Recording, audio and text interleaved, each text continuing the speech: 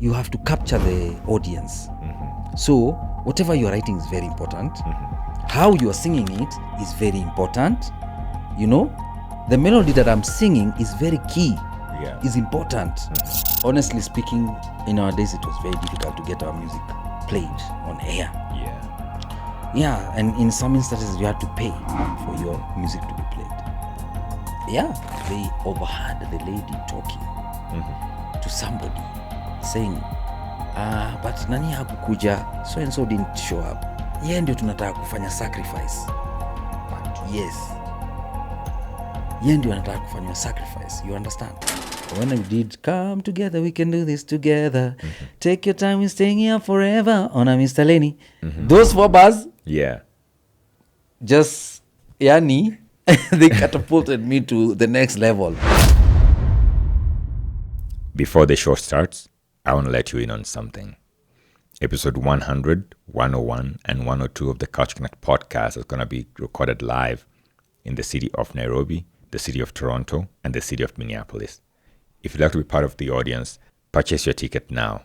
Find the link in the description to this video below. Enjoy this episode.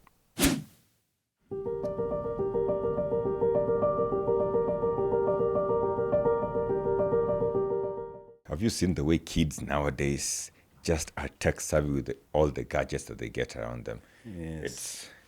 It's very interesting. Growing up, did you have access to gadgets like that? No. Did you ever break open a radio and, look at what it Hey, said? you could not even touch the radio, my friend. That was, it was the property of my dad, and that's, you couldn't touch it.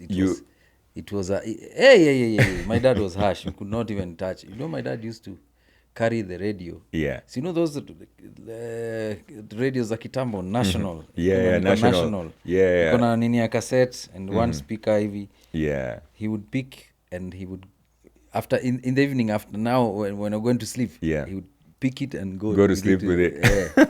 Then he bought a TV. Yeah. Great Wall? Not Great Wall. It was, I can't remember the brand, but it was Lucky much and bigger, Gold Star maybe. much bigger. But No touching. Alikuwa anaifungia, alitengenezesha cabinet. Then he would put it there. After we were done, remember those days for KBC, where the stations was naisha around midnight. Yeah. Ukiisha tu hivi, he just unplug it and carry the thing all the way to the bedroom. Goes with the entire thing? Yes. Just so that you don't touch it. That is so funny. Imagine. Thinking about how nowadays kids will be on TV till morning. Not only that. Yes. Parents buy tablets for their kids now. Yes. For their toddlers. Because I think the gadgets help with saving the parents' time. Yes. So the kids can have something to be doing while the parents are busy doing something else. Exactly. Which is a good and a bad thing, because a lot of parents don't have time for their children. Yeah. They don't spend time.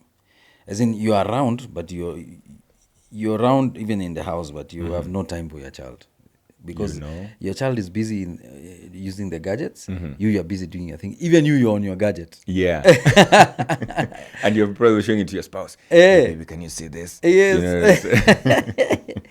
So it's it's a good and a bad thing. Yes, this is technology that we have to embrace and all that, but I think we also have to be careful how we are using this technology, because it can easily take over. Yeah. And eventually we'll end up like zombies, because if everybody's on the gadgets. Let me tell you something that's interesting. You see what we are doing right now? Yes. I kid you not, there's a parent who's listening to us right now. Yes. And maybe they're doing something else on the side. Yeah. But it's also possible there's one who's watching me right now. Yes. And, the kid is doing something else, probably on another gadget. Yes. Or their spouse, their partner. Yeah. Or their girlfriend or whatever. They don't spend time with them because of gadgets. Yes. So these gadgets things, they're, like I said, they are good and bad in the sense that they're taking away the social aspect. Yeah, of life. Man. Yes, the social aspect where you don't interact one-on-one with your person. Yeah. Whether it's your, let's say, your husband, wife, or whether it's your son or daughter, Yeah.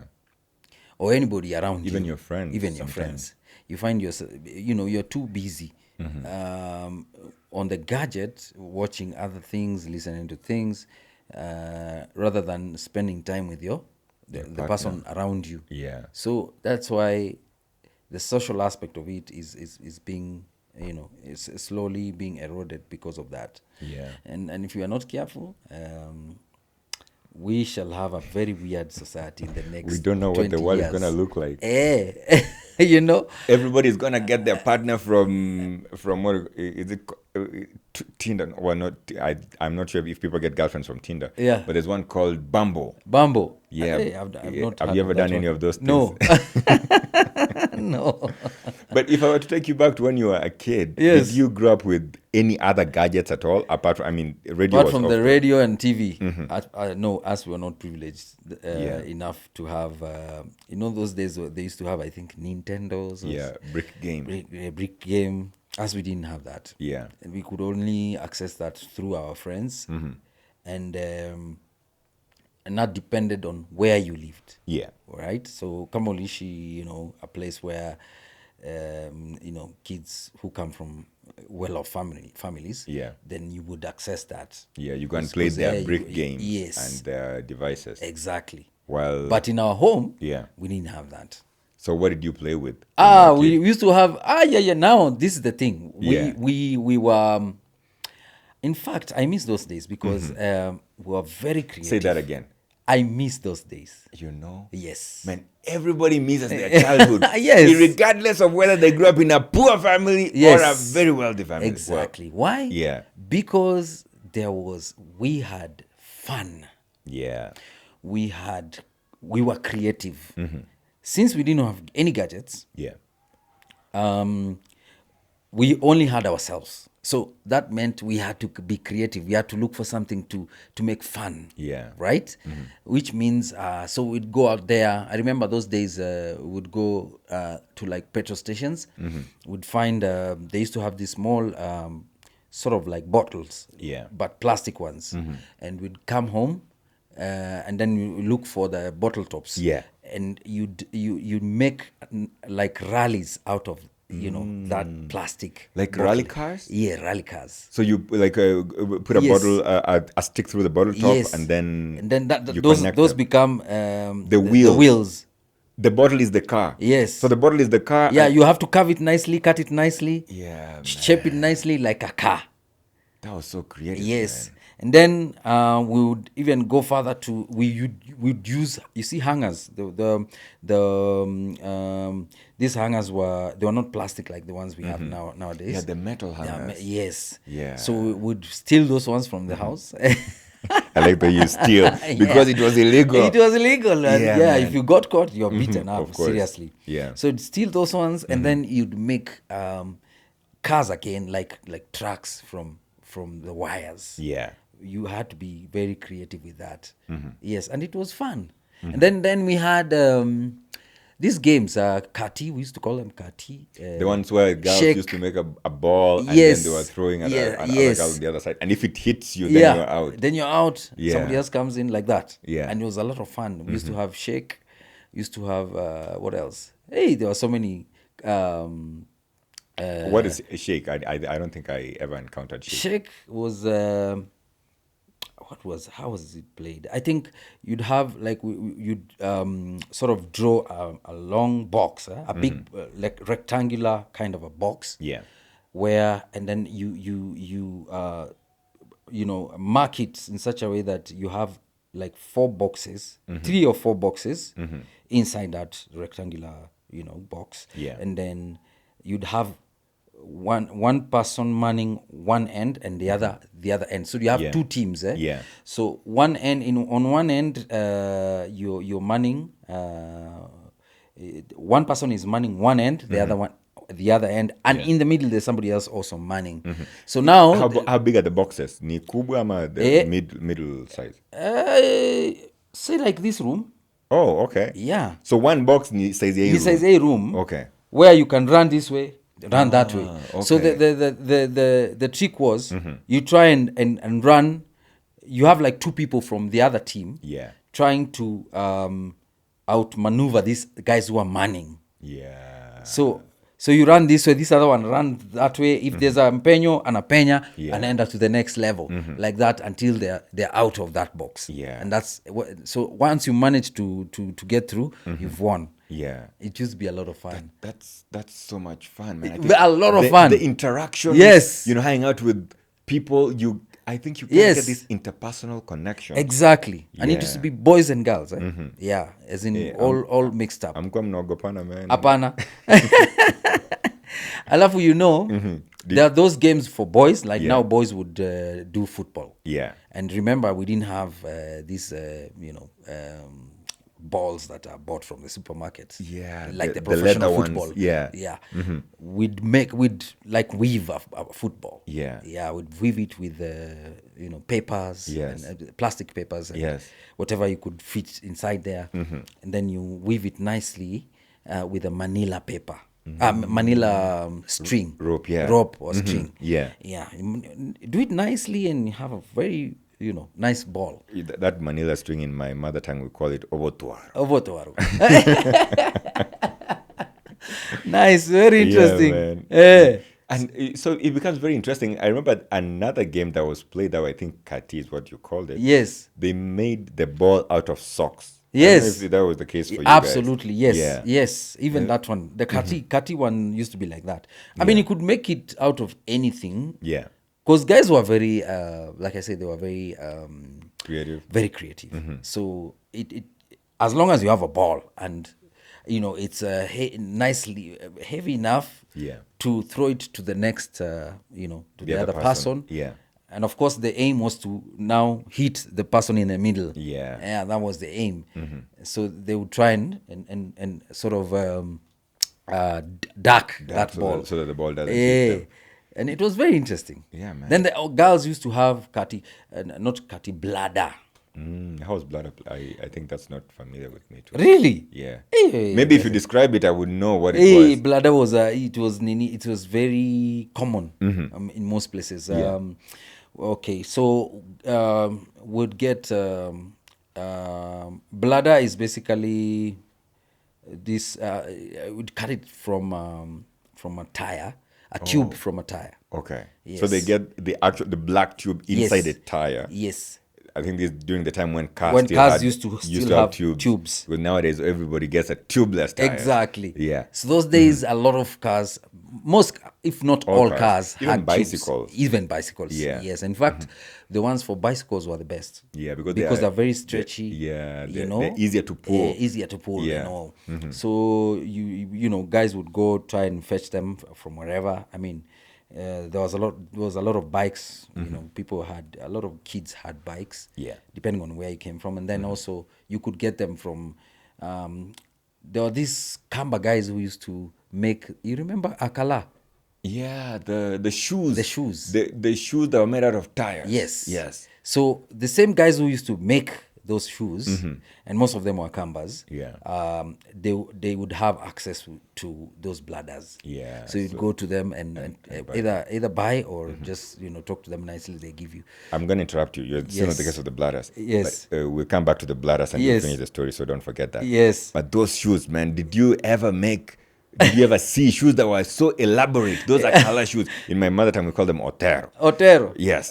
So those Akala shoes, man, some were so elaborate. They almost look like a tractor. It's like you're going to a competition, man. They were, man, Dave, if you can find a picture of those different Akala shoes, put them up for folks to see, different varieties. Yeah. Man. They were some were very big, others were, decorated with different colors and stuff like that. Others used to look like a rugged car that goes on like a safari, man. Yeah. I think they were very awesome. Yes. Did you ever wear Akala though? Not really. Okay. Yeah, because my parents would buy slippers from Bata. So because sometimes Akala was, especially the ones that were just made to look like slippers, were for people who couldn't afford. Exactly. They are much cheaper than slippers. Yeah. And I mean, they were accessible. They were so almost everywhere you could find those guys. Nowadays you can't find them anymore. They're there, but very rare. In fact, they're very expensive They now. should be expensive now. Hey, Can you so now you imagine can how only things find them change? at, let's say, Masai Market. That's where you'll find Yeah. them. And so there are specific guys who make those ones. Yeah. But they're still there. Yeah, but they're not very common like they used to be. They used to be back Because in now the we day. have even Crocs, Nini. Yeah. You know when Crocs we have started. trumped everything. Crocs have Yes. even trumped shoes Trumped because shoes, everybody yes. now puts on Crocs. Exactly. Yeah. And you know what made that? I think what made that, the Akala business go down is because of Mutumba business. Because now Cheaper shoes. cheaper clothes, even the fall of these mighty giants like, I think, what are they called? Rivertex Yeah. and such big entities or Companies that were making clothes, Yeah. Kenyan clothes, or Kenyan products, simply went down because of Mutumba. Yeah. Yeah, because now Mutumba became quite cheap, and the quality was also very good. Yeah. So over the years, that has really diluted the Kenyan products. Yeah, because the Kenyan products will be expensive. Expensive, but not good quality. Yeah. You see? And if you get a good quality one, it's damn expensive. Damn expensive. Someone was telling me, yes, we bought a shirt a year ago, man, for 10,000 shillings. I was like, what? And my wife bought the shirt because we had to wear the shirt that, I only have black t-shirts. I don't Yes. have like other clothes. Yes. So these are all I have. And we had to go for a wedding. Yeah. And so my wife says, let's go pass by this Yes. mall. I think it's Village Market. Yes. We pass by Village Market. We grab a shirt as we're headed to that wedding. Yeah. We're like, cool, let's go. I mean, I'm going to find a shirt, maybe 2,000 shillings or whatever. That's fine. Oh, gosh. And we go in and I think maybe it's not Village Market. I'm actually lying. It was some store somewhere near around Westlands. Wow. I think it's called Kenyan 100 or Kenyan Shop 100. Kenyan 100, something like that. Okay. 100 something. Yes. Anyway, there's 100 in the title of the word of Yes. the name. Man, we go in and the cheapest shirt they have Yes. doesn't even cost anything close to 100. The cheapest shirt they had was going for 12,000 shillings. What? And I tried to bargain, man, can you take like 1,000, Yes. 2,000? Me, I'm a bargainer also, man. Eventually they accepted. She called the owner. The owner is some white lady. She Yes. said, let him give you 10,000. Yes. Man, I felt so bad because the 10,000 would have gotten me like t-shirts to tell last you. me, Oh, yes. like the whole year. Oh yeah, trust Yeah. me. You would have, if you took the same amount of money, let's say if you went to a place like Toy Market, Yes. Oh man, I'll walk away or with like just go to Gikomba. yes. Aye, my friend, you do shopping for even 2-3 years. My entire closet will be full. Yes. Yeah. For sure. But again, I mean, I'm assuming you are looking for something specific. Well, honestly, Yes. I wouldn't have minded, Yes. going anywhere because I'm a cheap guy. Man. Yeah. Me, I'm cheap through and through. Clothing, man, it's just clothing. Yes. I mean, I really don't care about clothing. So, Yeah. I mean, all my t-shirts, Yeah. I buy them for $16 Yeah. for 4 t-shirts. So that's $4 per t-shirt. Yes. Which is basically what I would imagine Mutumba Yes. t-shirts would cost 400 shillings. Yes. Or they're about maybe 500 shillings. Absolutely, yes, Yeah. yes. And so I'm happy with that. I Yeah. mean, ever since I found this store, Yes. so Costco in North America that sells Yeah. this pack of bench t-shirts, that's all I buy. Yeah. And so my students probably would imagine that I don't have other clothes. Uh-huh. And so black pants. So there's this specific store I go get my black pants from. Yes. And I'm happy with black pants, black socks, black shoes. Everything black. Everything is black. And when my shoes run out, wear out, I just go back and buy the same Wow. shoe, the North Star. North Star. Yeah. Hey, the North Star. black Do North Star. they still have North Star? And they still have them, man. What? North Star was such a big brand in our days. Yeah, back in the day it was big. Now I think it's diluted, and so they are Yeah, still not because as we used to have expensive. North Star in Butter, I think. Yeah. You know Butter. what? Maybe is it even North Star? Yeah. Yeah. Converse. Converse. Yes. Oh, yes, Converse. So the show is yeah, because Converse. North Yes. Star, Yeah. I think Butter used to have North Star, if I'm not wrong. And North Star was such a big brand. Like, anyone would walk around with North Star. Yani, you're doing Yeah. well. You know, you're doing okay. Yeah, so that's interesting, eh? Yeah. So you were telling me about the bladders. Yes. So these bladders, bladder, that's, are just trying to put it how they say it. Venye what inasemanga bladder. Bladder. With Yeah. that accent, Kenyan accent. So bladder is basically just a tube from a tire. Yeah. Could be from a car tire or a bicycle. But mostly from a bicycle. The bicycle one is much more Stretch. So it was suitable for that. And you used to get them, you were telling me, from the guys who make the Akala shoes. Yes, either that or if you have bikes around and maybe they're spoiled, you just take one tube and just cut the bladders into different shapes, sizes, and then like hook them together, so that you can make a long one. So what they would do, they would join them like one big one, join it, and then you have two people, one on one end and one on the other, and then they stretch it a bit, so that and then there's somebody who comes in the middle, and their work now is they used to have what we call mastingos today.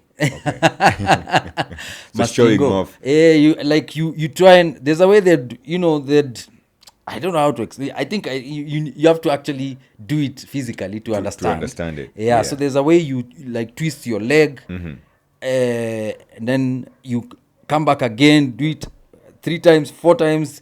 There used to be different styles of how to do it. And then if there's a way you do it, if you step on the bladder, you've burnt. You're out. Something like that. Okay. Yes. So it used to be a very interesting. Mostly ladies are the ones who are playing this. I think I saw a similar game. Yes. But they didn't use bladders in my case. They just used strings. Or the, you know what I was telling you, obotuaro. Yes, obotuaro. Yes. So they would use that. Yeah.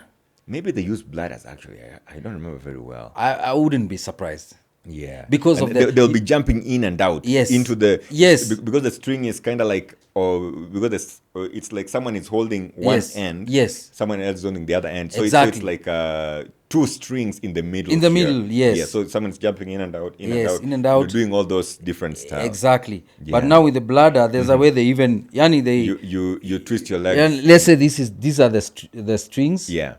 And there's one person here, there's another person here. Yeah. So this person, but they used to be very close. Close together, yeah. So they would, like when they're jumping, you have to, make sure your leg go inside in a certain way. Yeah. Both legs, actually.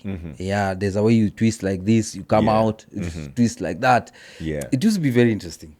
Man. Yeah, and it would be better. I don't know. Maybe you can try and recreate that and just to see what you mean. But it's there. I'm sure even on YouTube you can find it. Yeah, I'm pretty sure. Dave, if you can try locate, what Lenny just described to us. Yes. Yeah, put it up for folks to see. And even if you play the game also, you can describe, and you find that maybe the way we're describing it here is not good enough. You can write in the comments below what your experience was, especially if you played this. So when you think about it, then those games were very communal, and they did not cost a dime. Nothing, man. And think about the games nowadays. My friend, and that is why it is very expensive to raise a child, right? Yeah. Because, those days, our parents really were not even, they were not involved in those things. Like, they would just watch us, let us be, know. Then they would go about their business if they are working. Yeah. If your father or mother is working, they'd go in the morning to work and then come back in the evening. Yeah. So during the day, you guys are busy playing. Do your thing. Unless your parents were very strict, because like my dad was very strict. There are times we would not be allowed to go outside. Yes, we stay indoors. Just stay indoors. Doing nothing. I mean, maybe homework or studying or whatever. Cleaning chores. Yes, cleaning chores. But you'd be done with those very fast. You know? In a few hours you are done, so you have nothing to do. Yeah. Then we didn't have, at that particular time, we didn't have TVs. Like I said, my dad used to carry the radio. The TV and the radio and lock it in the bedroom. Yeah. So we didn't have access to it until the time he would come back. Yeah. And at that time, my dad was a cab driver. So he would go, during the day he's not there. Yeah. And sometimes even at night. Yes, sometimes. So it would depend on the way work was. If he went, let's say today he went to work during the day, in the evening he would come maybe around 9, 10 there. Yeah. But you see, by that time, you guys are ready for bed and all. Yeah. But most of the time, he'd do night shifts. Yeah. Right? So during the day, he's home. He's home. So you can't basically. Yes, if be he out says you're there. not going out, you're not going out. You're staying indoors. You're staying indoors. Yeah. Yeah. And he used to be harsh. My dad was harsh. Yeah. Yeah. Yeah. So really, our parents were not really involved in what games we were doing out there. They were not really involved. But we would go out there and just explore the world. Yeah. Yeah. And it was easy. And it's not like today. You see the way now we have apartments, apartment buildings all over. Yeah.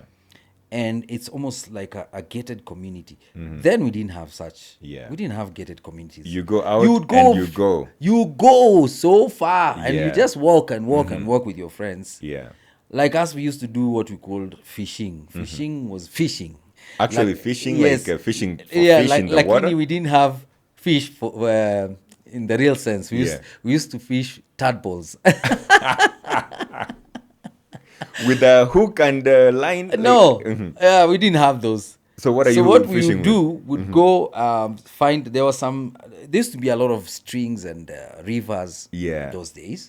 So we'd go and we just find a stream somewhere. Yeah. And we check out for tadpoles. Yeah. Those days we used to think those are fish, but in real sense they were tadpoles. Yeah. Yeah. So you go and you find there are places where tadpoles tend to. Once they are, I think they're hatched or something, they tend to be in a group. Yeah, they Yes. school together. They school pull together, yeah. Absolutely. So you'd find many of them. Yeah. But now the trick of catching these things were you needed to have like a let's say a container like this one. Yeah. And then just dip it inside where they are. Yeah. Then it would suck them, and then you remove. Then you pull it. Yeah, pull it. up. That's how you catch them. So when you get these tadpoles, are you going to eat them? No. We just go. I would go with them home. Yeah. And then we'd make these sort of fish tanks. Yeah. Yeah. So you and keep them there. Keep them there. Yeah. How long would they live for? They wouldn't stay for long. They would Yeah, die they after would like die. 2-3 days. They would die because that's Yeah. not. I mean, these are not fish, and then of course even You're not feeding them. You're not probably. feeding them. The fish tanks are not real fish tanks. They're just Yeah, things. and even the oxygen. Yes. These things we never used to think about. Thank you. There's no oxygen in there. In and out. Yes. Yeah. Thank you. So we had no idea. Yeah. Us were just doing things. Yeah, just man. trying You to are be murdering creative. creation. God's creation. Yeah. Yeah. But such was life, But- and but- it was interesting. Of course, it was very interesting. One thing you've mentioned here that is lovely is the fact that Yes. you just go out and go. Yeah. And nobody Nobody's cares where scared you are. that you will not come back home. No. Because there were no kidnappings or, Yeah. there were no. Those days I can't remember even, I don't remember hearing of such things. Yeah, because I think it was safe. It was, Yeah. there was safety, all over, and people, maybe now, the kind of crime you'd hear, maybe the thieves would steal in maybe banks. Yeah. Like the big big big crime. time. Big time crime. Yeah. Or maybe a car has been stolen, something like that. Yeah. But kidnappings, like for kids and all, I can't remember. I don't remember seeing such. Those were very rare in those days. But right now, even a child you're inside a gated community, but a child coming out of your home is a problem. Yeah, man. You don't even trust your own security guy. Yeah. It's very interesting. So in this neighborhood where I live, Yes. so I have had my nanny for quite some time. And, Yes. we trust each other. Yes. And so I travel with my daughter a lot. So Yeah. wherever I am, my daughter is there with me. Yes. And so for that reason, I also need my nanny there. Uh-huh. And so that way, the nanny has become so used to my daughter. Yes. And so sometimes I would, one day, Yeah. I had never done this before, but one day Yeah. I asked my nanny to go and buy something from the store. Yeah. And my daughter was crying after, my daughter wanted to go out. So I told her, you can go with the nanny. Yes. And so my nanny gets to the gate with my daughter. Yeah. And she is told, man, you can't leave this gate with the child. Wow. Only the parent is allowed to live with the child. Yes. And so she comes back, Yeah. brings my daughter back, and then she goes. Yes. So later on, she tells me this story. Yeah. I found this to be very interesting. Yeah.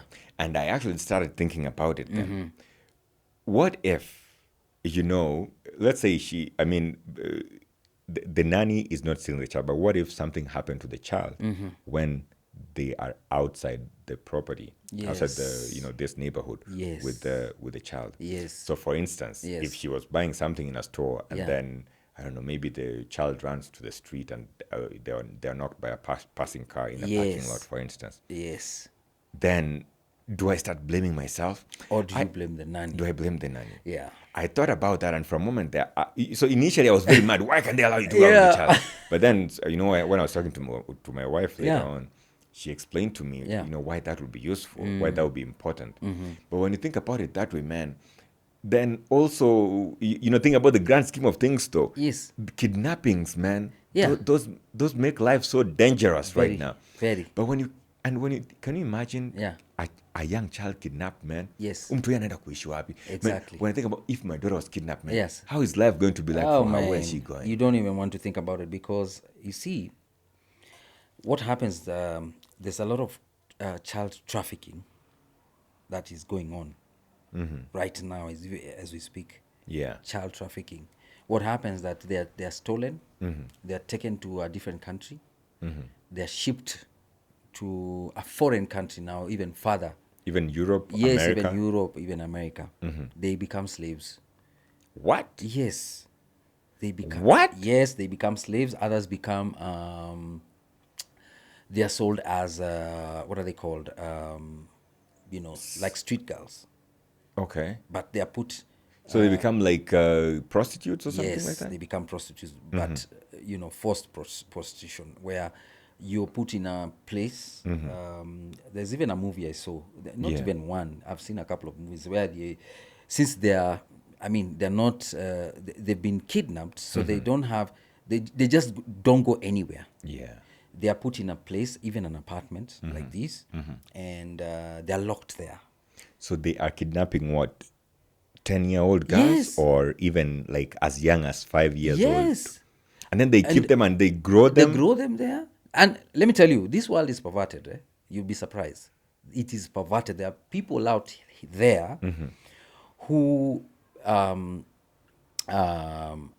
on small kids, Yeah.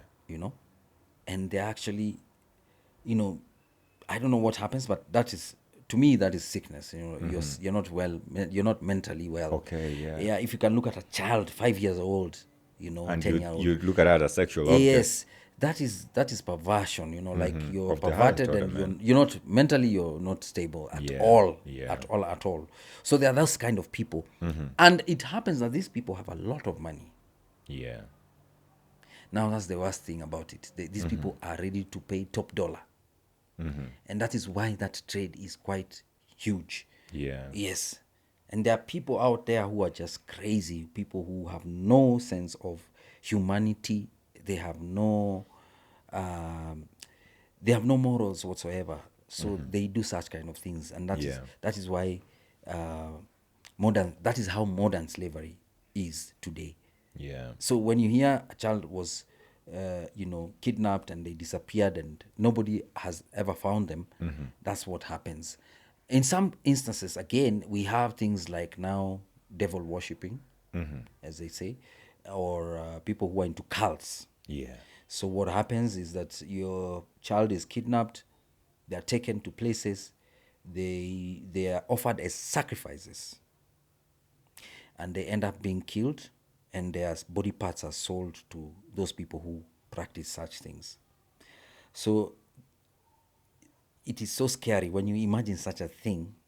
It is so scary. You don't want your child to even come out of your house. Man, you're telling me these things and I'm just quiet here looking They at you are because there. I am scared. I'm to the telling core. you, some of these things are even in the internet. You can even Google and find them. They're there, and it's happening, and that's why it's quite a. It's just like the way people do drug trafficking. Yeah. It is quite huge all over the world. You can wherever anywhere you think about, people traffic drugs all the time. Yeah. So the same way they traffic drugs is the same way they traffic human beings. So I'm just wondering, Yes.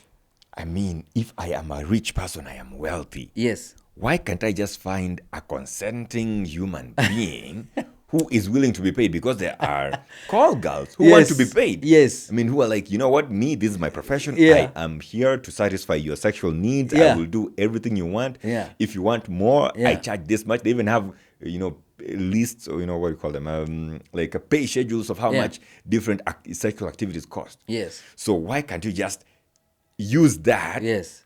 Spend your money on these girls who are willingly participating in this. Yes. As opposed to going to places where someone is forced into an activity. Yeah. I mean, how twisted is your mind to even not want the free one? You now want one that is bonded. Do you even, do they even enjoy it, or they resist, they prefer I'm imagining that these girls will be resisting somehow. Yes. Especially in the initial stages. Yes. So do they enjoy that resistance, and that is why they would prefer that? Actually, I think that is the case. They enjoy even seeing somebody going through pain, Yeah, these are people who, they will torture you, and they enjoy the torture. They enjoy watching torture. Yeah, you going through, somebody going through that torture is what, like satisfy their ego and whatever it is that they're doing. And that is why I'm saying they're so perverted that that it's to them it's a normal thing. Yeah, it's a normal thing. In fact, it satisfies them 100%, even more, and such that they want more and more and more and more. Yeah. Right. And that's why it's so dangerous. That's why it makes it even bad when you think about it, because now. Can you imagine how many people have been trafficked in this world, to do such things, and it's happening all over the world, and some of the people who are doing these things are people even in the government. Yeah, there are perverted people who are in the government, very very people perverted. We know, people pass laws every day, who we see and look like, they look like they have sound mind, that they're educated, they have degrees, PhDs, some are doctors, lawyers. They look like they know what they're doing. Yes, but they are sick. They don't have. They're sick in their head. They are very sick in their head. I'm telling you. You, Lenny, a man of your stature. Yeah. Having been a very successful musician for very many years, Yeah. you must have been in so many weird spaces. Yes. I mean, granted, you have access. Yes. I want to say it put it that way. You have access to very many levels of. To very many different types of personalities. Yeah. So have you ever come across such a personality in your line of work, or maybe a guest invited you to perform somewhere, and Yes. the things you saw there are things you don't. Are you Luo by any chance? No, I'm not. Okay. I'm half Kikuyu, half Taita. Okay. Yes. Well, I knew that. I just wanted to. I just wanted to. So I want to bring this line. Yes. There's a line that Muaf uses. And Neno. I saw things that I'm not supposed to see. So there's Aneno a way. means seeing. Yeah, aneno, it means seeing. Yes. But then those other words I can't remember. The Okay. way they say. I speak some little Luo, but Okay. I've forgotten most of it now. Okay. So, have you ever been in a place where you saw things that you would not have wished to see? Well, personally, I haven't. Although I've come close. Like there are people I've met. I can't remember whether it was in Mombasa or I think Mombasa. Yeah. Yeah, but this person was talking weird. Like the way they were talking, I just sensed this was not right. Like the things they were talking about were weird. But I know artists, fellow artists, who've been through such things, which even made them, decide to even seek God, like become saved because of that. Because they went through They some of went these through things. some evil stuff. Because they willingly did it, or Yes. they were okay. No. As in, at first, you know what happens when you're out there. Let's say you're performing, you make people happy, Yeah. and then after the show, of course, you meet some fans, you Yeah. take photos, And there will be others who will come personally to you. Yeah. They're like, I want to talk to you. Can I talk to you, Lenny? Kando Side, kidogo. yeah. I need to. Can we talk? So of course you know you want to be, you know, you don't want to be like a snob. You just, because you never know who you will meet. Somebody, you might meet somebody who wants to give you a, you know, a deal or something. Yeah. So you don't put people off just like that. So sometimes you end up meeting somebody. They tell you, hey, you know what? I have a place. Where are you guys going after this? Yeah. You know, if you tell them we are just going back to our hotel or something, they're like, can you come to my place? I have a nice place. Let's continue. Let's take the party home. Yes. Yeah, no let's, chai. let's just like, can you come with your guys? You can even come with your guys, Nini. Yeah, let's just come. I have some, you know, I'll feed you guys. I have some drinks, Nini. Yeah. And you know, a lot of artists have, you know, they want to enjoy themselves. Yeah, so guys will just, you know, Especially when they're younger. yes, when you're young, you know, they're not thinking straight. Yeah. Most of the time, you're enjoying life. But there are people out here who are there to get you. Yeah, man. There are people who are there to get your soul. Yeah. So you need to really be careful who you allow into your life. So if you're to go into these homes with them, what would happen to you, for instance? Well, there are stories I've had where you go and this is somebody was narrating to me. Yeah. They went to a place, somebody's house, some lady, fine young chick. Yeah, he invited them. I think there were 3 of them. Yeah. They went after a show, and you know, they sat there in the house, very big mansion. Yeah. With a swimming pool, all sorts of things in that house, you know, serious cars, you know, just like a Good things. Yes, The fine things of life. fine things in life. Yeah. And you know, she gets there, she tells them, this is my house, you know, you guys are welcomed anytime. Yeah. Even when you're in Nairobi, when you feel like you want to just come for a holiday, just come. You know, come and just give me a call. I can even come and pick you all the way from Nairobi. Yeah. Or even pay for your flight. Somebody tells you that, you don't know them. Yeah. You've never met them before. And they are telling you such things. You know, a lot of people would get excited. Of course. So what happened that this person, when they went there, they sat. I mean, they sat there. They had drinks. You know, they partied all through the night. They ended up even sleeping over during the day. They were there, but there's one particular guy who did not attend. Yeah. And that person was actually who the lady was looking for. In that, in the crew. Yeah. Yes, she was looking for that one She particular. was targeting the one person. Yes. Yeah. So now, one of the guys who went to this place Yeah. says that they overheard the lady talking to somebody, still while they were in the house, saying, but nani hakukuja, so and so didn't show up, and that's the guy we wanted. He didn't show up. What happened? Hey, they were talking, hey, but yeye ndio tunataka kufanya sacrifice. What? Yes. Yeye ndio anataka kufanywa sacrifice. You understand?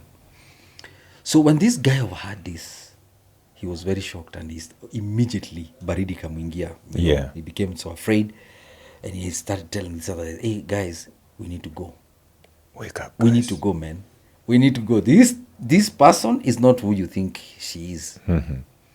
And so they just came up with some excuse, nini, and they left.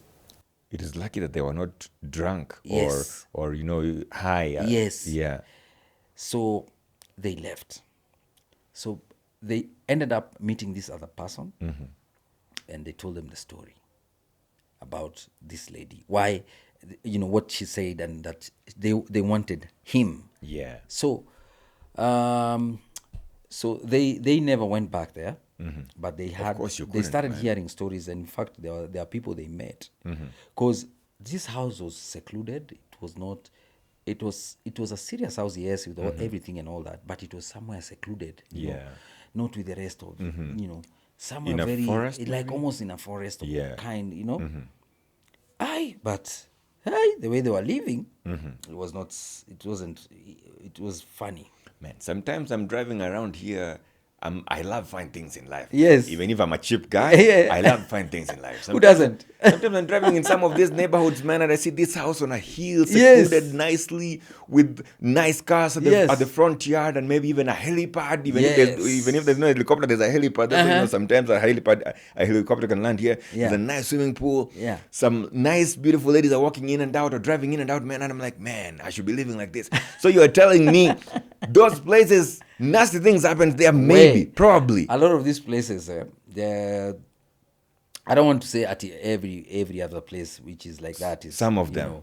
But some of these places, they have some weird stories. And in fact, like these guys were saying, when they now started asking around, when they came out, because they came out and then they met some people there.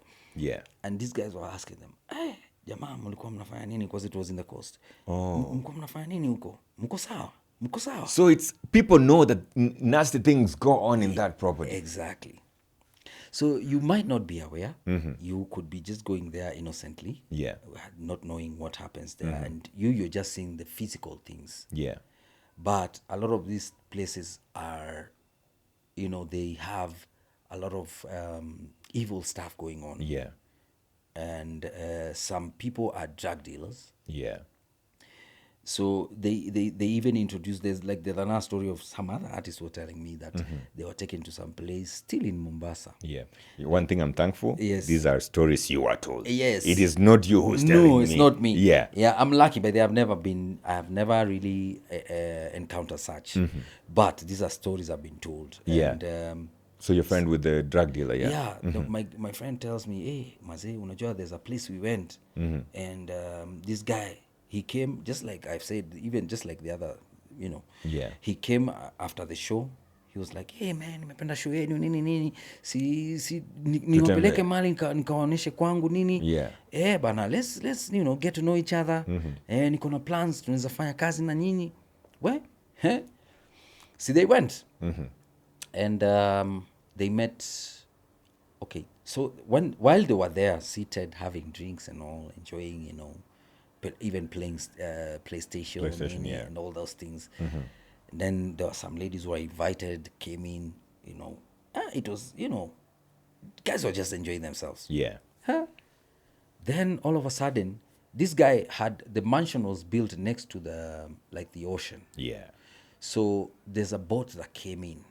From the open water into the they property. could see it coming because the house had glass and all. Yeah. So they could see it, and where they were, they were somewhere elevated, so you could see the ocean nicely. Man, why are you describing the kind of place I'd want to find myself right now? In front of a glass that I'm just seeing the ocean. Of course, with a next nice to the boat beach. coming to pick me to go enjoy the ocean. Yeah, man. So yeah. So they saw this boat coming in, and guys were offloading stuff from the boat. So them, they didn't care, they're just going. They're probably but they could offloading see, fish. they're seeing what is happening, but, they're just going about their business. Little by little, the guys who are offloading, they've done their job, and then there are some other guys who came in with guns, and pistols and all, and then now, all of a sudden, you're shocked, you don't know what's happening, and you're wondering, hey, are these guys here to kill us or what? But they were just going about their business. This guy who invited them there, he's talking to them, he has this briefcase he gives them, just like in the movies, he gives them the briefcase. You can only imagine what was there. And I'm assuming it was money, a lot of money. He gives the guys who came in. Yes. Yeah. And he also has his own security guys. Yeah. Who had, their own armed. Yeah. Basically. These guys check, the way they check whether there's, this... The purity of the product? Yes. Yeah. They did that, and the guy was happy. And they left with the same boat. You mean all those things I normally see in movies, like sitting there watching Scarface? Yes. Actually do happen in real life. These things happen. And some of it is happening even now, even in our own, neighborhoods. Yeah. Without knowing. And so after that, these guys was, everything changed. Like the way they were looking at this guy, everything changed. So now you're there, but you're very fearful. You're afraid of him. And then you've seen guns you didn't expect. These security guys came from nowhere. They were not even. They hadn't seen them until that consignment came in. Yeah, that's when these guys appeared. They came didn't out even know out of the bushes they were hiding or whatever, their rooms or whatever. Yeah. So this guy was like, hey, mimi sijaona kitu kama hiyo aki, mimi niko nakaa movie. But this guy came in, continued the talk like nothing happened, like life is normal. Yeah. And how do you leave that conversation feeling? Like, are you? I'm promising you, Lenny, I'll be there wondering what's next after this. Maybe are they now expecting to use us as mules for this product, for us to transport it to Nairobi or even overseas? I don't know, but I think what now they were trying to do is introduce them to these drugs. Yeah. And of course, once you're introduced, because you are connected, you have so many people so they can even turn into a peddler. Yeah. So yours is to get this whatever stuff and find people to sell it to. So that's probably one of the ways that people were introduced into being peddlers. Exactly. You just show up, we are partying a little bit, and just to have you become interested and like, man, I also want to live like this, man. How can I? And the one thing also he told me is that after that, now the guy made it look like normal, like nothing has happened. Yeah. And he was even giving them money. Okay. Yeah, he was dishing out cash in dollars kwanza. Yeah, just have this. Enjoy yourself, feel at home, nini, don't be afraid. Everything is good. And then the guy removes some I don't know whether it was coke or what. He started doing what they do, just lines, and he sniffed and all that. And it's like, jaribu, kitu iko sawa, nini, like that. Before you know it, you'll be... Boss, this guy tells me he doesn't even know how he got out of this place, but somehow he left. Yeah. Not the same day, the following day. Yeah. Because they were there overnight. And he can't even remember how he got out of that place. Yeah. And he never went back. In fact, to date, he doesn't want to go to Mombasa because of that. Lenny, I'm going to go back again to a man of your stature, experienced in the music industry and, a big celebrity. These things in my imagination sort of become like things you are used to seeing around you. Yeah. That was my imagination growing up, because in my imagination growing up, you guys were just, at least from the films or the music videos you guys were showing us, you're surrounded with girls and stuff like this. Yeah. But then growing up now, I come to understand that that was showbiz. It was meant to give this, the music video some life, right? So that, people can like to see it and, have something to say about it and stuff like that. Absolutely, yes. I have never had you in any scandal. I'm not sure if there's any. I mean, I tried researching my guest enough, but the deep I went into looking at your life, I was just seeing this whitewashed boy who was, washed clean. Yes. So there's nothing at all that anybody can say or has said about you on the internet. Yes. That would paint you in a picture to show, some sort of scandal in your life. So how have you been able to do this for the years you've been in the industry, man? You've been in this industry for close to what? Maybe 25 years, man. Yes. So have you been able to maintain that? Well, you have many colleagues who have scandals today, every year, or mostly every month, every year. Okay. First of all, I think in our days, when we started, the early 2000s, first of all, there was no social media to start with. There was no social media at all. Yeah. We used to rely on print paper or magazines and such like. TV stations and radio stations. Yes.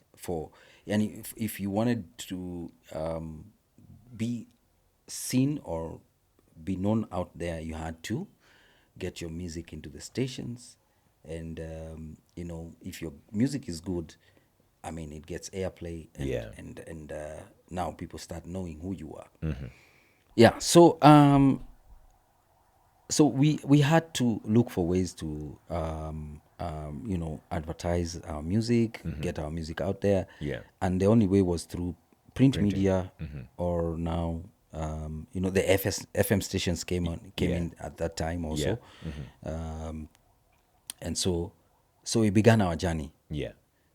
So but now the thing is that we came from a society where there are some things which were considered taboo, right? Yeah. They were taboo. Like you could not do certain things. Yeah. If you did them, you are even like almost ostracized from the community. Yeah. So your parents, you are afraid to do some things because, hey, how will my parents, take me? Hey, my grandparents, my uncles, my aunties, my cousins, so there were things that you could not do. You cared about your image. Yes, it was. Image is everything. Yeah. And for those days, that time, image was like everything. Like you could not afford to do bad stuff. Yeah. Because despite what they say, whether it's good publicity or bad publicity, publicity is publicity. But in our days, it wasn't like that. You had to be very careful what you did out there, so that you could at least maintain your image. Yeah. And so we worked very, very hard not to get into bad stuff. But again, it depends with you as a person, because you could easily be carried away. When you're out there, you meet people, all sorts of people, and you start experiencing things that you had never experienced in your life, or even ever thought that you would come across such things. Sometimes you get confused, and that is how a lot of artists, not just in Kenya, even in even abroad, have ended up in drugs. It's because you get into this world where you first of all, you did not even know that existed, right? Yeah. And then there are people who are so good in introducing you into that kind of lifestyle. They're very good, and the way they do it is so interesting. And you don't even know when you're getting hooked up. You just find yourself, pop. Nowadays I smoke.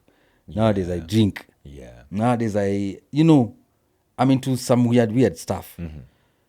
So it takes an individual to know and recognize that, this is your life, and this is this can either make or break you. Yeah. So in our days, we were very careful. A lot of us were very careful. Yeah. But of course, there are people who've, succumbed to this kind of pressures. And it's all about peer pressure, by the way. It's all about peer pressure, because most guys are usually very innocent. Yeah. A guy doesn't know they get anything. When they get in the when game. You get into the game, you don't know anything. When I look You're at so your right. photos, when I look at your photos when you were getting in the game, yes. I think one of your earlier songs. How old is MOU? One of the oldest ones? Yeah. That's one of the oldest. I think it came out around 2004. Yeah. 2003, 2004. Yes. But after you before that, Juju's later. you had Juju's later. Yes. You did a song with Kunguru. Yes, I did 2 songs. Yeah. I did African Woman. That was the first one we did. Yeah. And then we did Baby Don't Go. Yeah, Baby Don't Go. Yes. Yeah, so that's one of your earlier songs. Yes. When I look at the images of you in Baby Don't Go, man, you are a kid, my guy. I was in How my old 20s. were you? I was early 20s. I Yeah. think around 21, 22 there. Yeah, man, you are a kid. Early 20s. Yeah, and of course during that time, early 20s, I'm still very that you guys were early, some of the earliest guys to show this sort of new school sort of music. Yes. You were generally green. Very green. Even in life. So I do believe you when you tell me that people were green. Yeah, everyone was green. Yeah. We were all young. I mean, all these guys are Kina Nameless, all these artists, Kina Amani, Wahu, all these people, we're all very young. Yeah. In our early 20s. You were the Gen Z of that Yeah, time. we have the Gen Z at that time. And so, we started experiencing life at that, Yeah. early age, and now you start learning things that you did not even ever imagined. Yeah. Some of them you've seen in the movies, and you start, and that's the thing. Sometimes you are even influenced because of what you've seen on the screen. Yeah. That's why you are told, even your children, please try and understand what they are watching on these gadgets. Yeah. Or what they are listening to, because there's a lot of things that they listen or watch that carves them into what they're going to be in the future. It molds them into something else. Yeah. So if you're not careful, your child will end up getting themselves into trouble because of what they are watching or what they are listening to. Yeah. And then, once a child now reaches a certain age, like let's say my son is 15 right now. He's in Form 2, going to Form 3. He's now a teenager. Yeah. And he's into gadgets. He loves gadgets. There's things he will see there. When he's watching whatever he's watching, I'm not with them. Yeah. Like, even if I'm there, I'm not watching what they're watching. Yeah. My daughter the same. My daughter is 10. Yeah. So now we have realized, we need to know what they're watching and what they're listening to, because there's very inappropriate stuff in these gadgets that is shaping who they are going to be in the near future. And so even for us, like I said, our parents, we didn't have the gadgets. Yeah. Lakini, we got influenced by the peers, our peers, the people who are around us. Yeah. Now, for instance, for me, my dad and mom were separated. By the time I was starting music, my dad was not in my life. He had remarried and had another wife and even some kids. So already there's that fatherly figure who is not Missing. Or lacking in your life. Yeah. Exactly. My mom, my mom she's sweet, she's nice, she's not the harsh type, Yeah. And my dad was a disciplinarian. Yeah. So she didn't, She was easy. Yeah, she was easy. She would, just let you guys be. Yeah. So maybe my eldest sisters are the ones who could, try and mold us. Yeah. Because they're the ones now who are like, they're our caretakers. Our, what are they called? Basically, they played the role of our parents. Yeah, because now my dad was not there. My mom had retired already.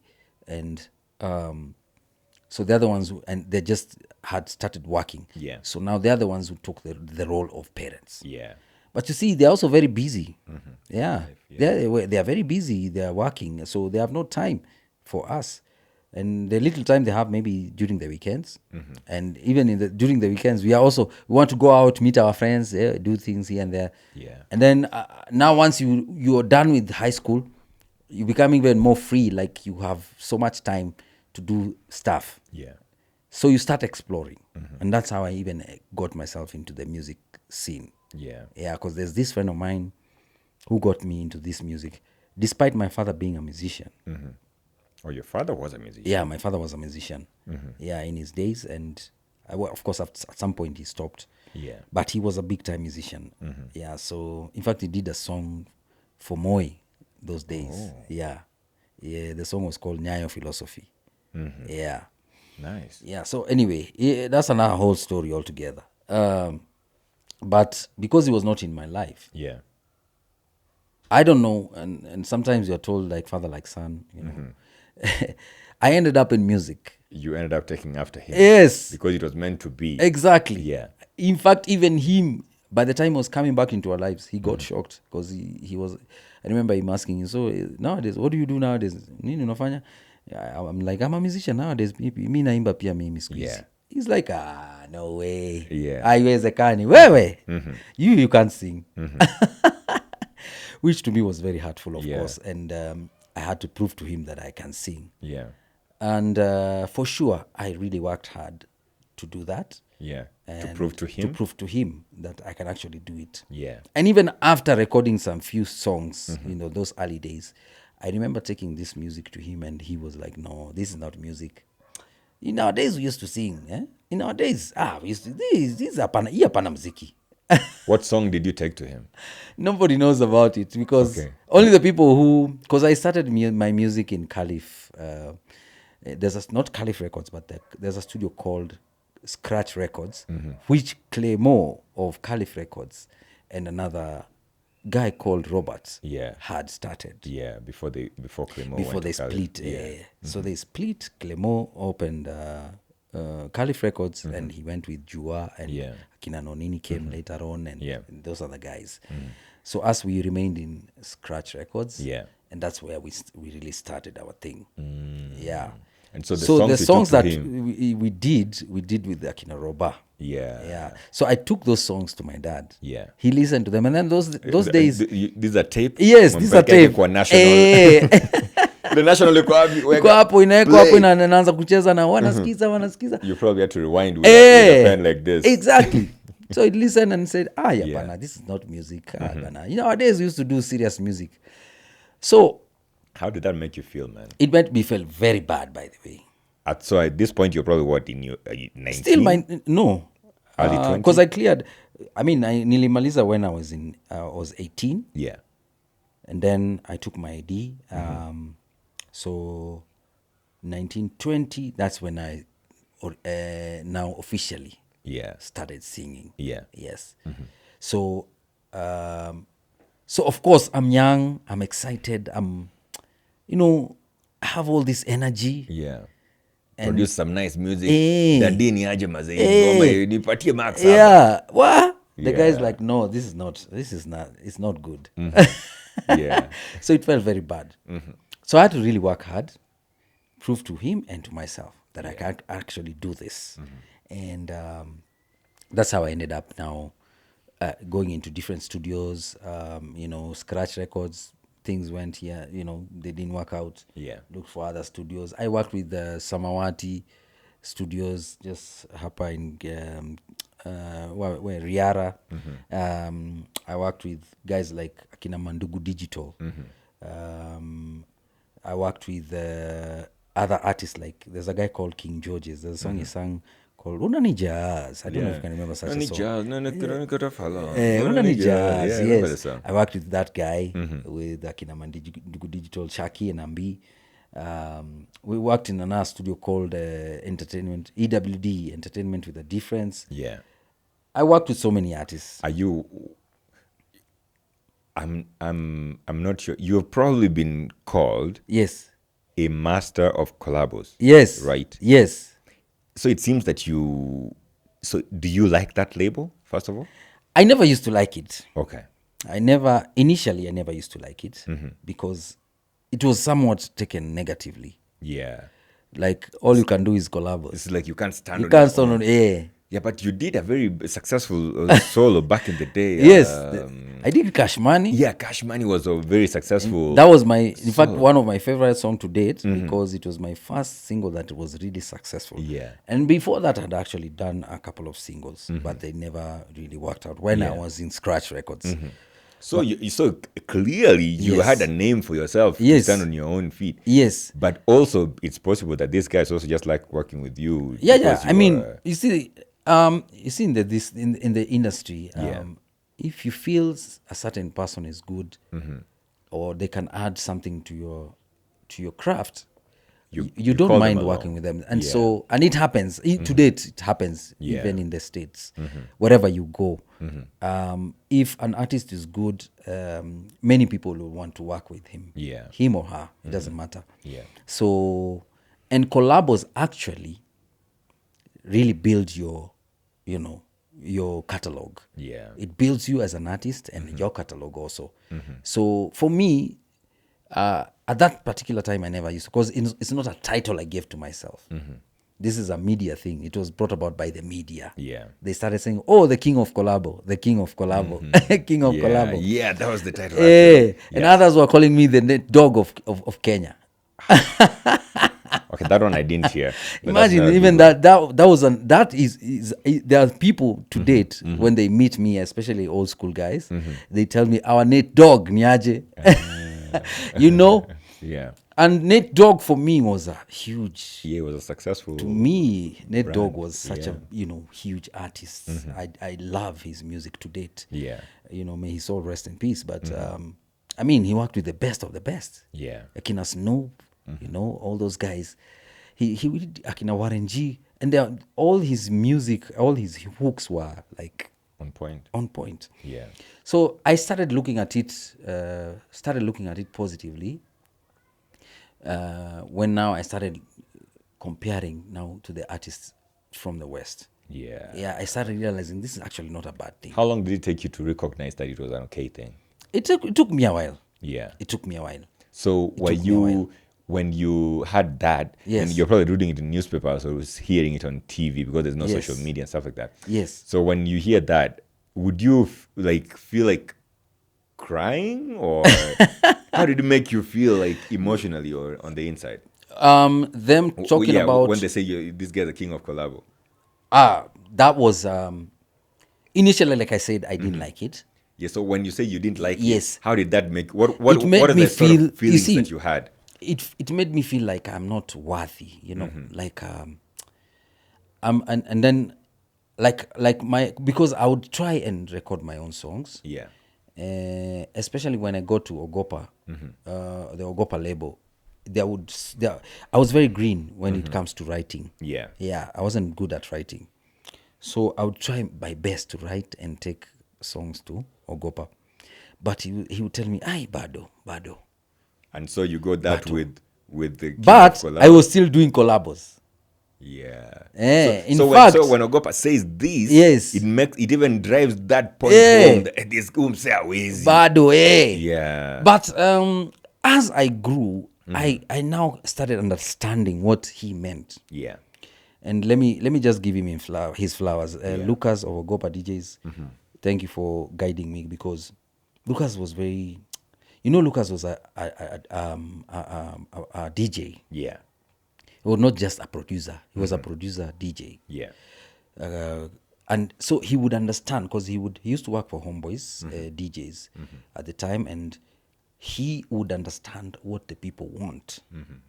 So when you take a song to him, he'd listen to the lyrics and to the flow Yeah.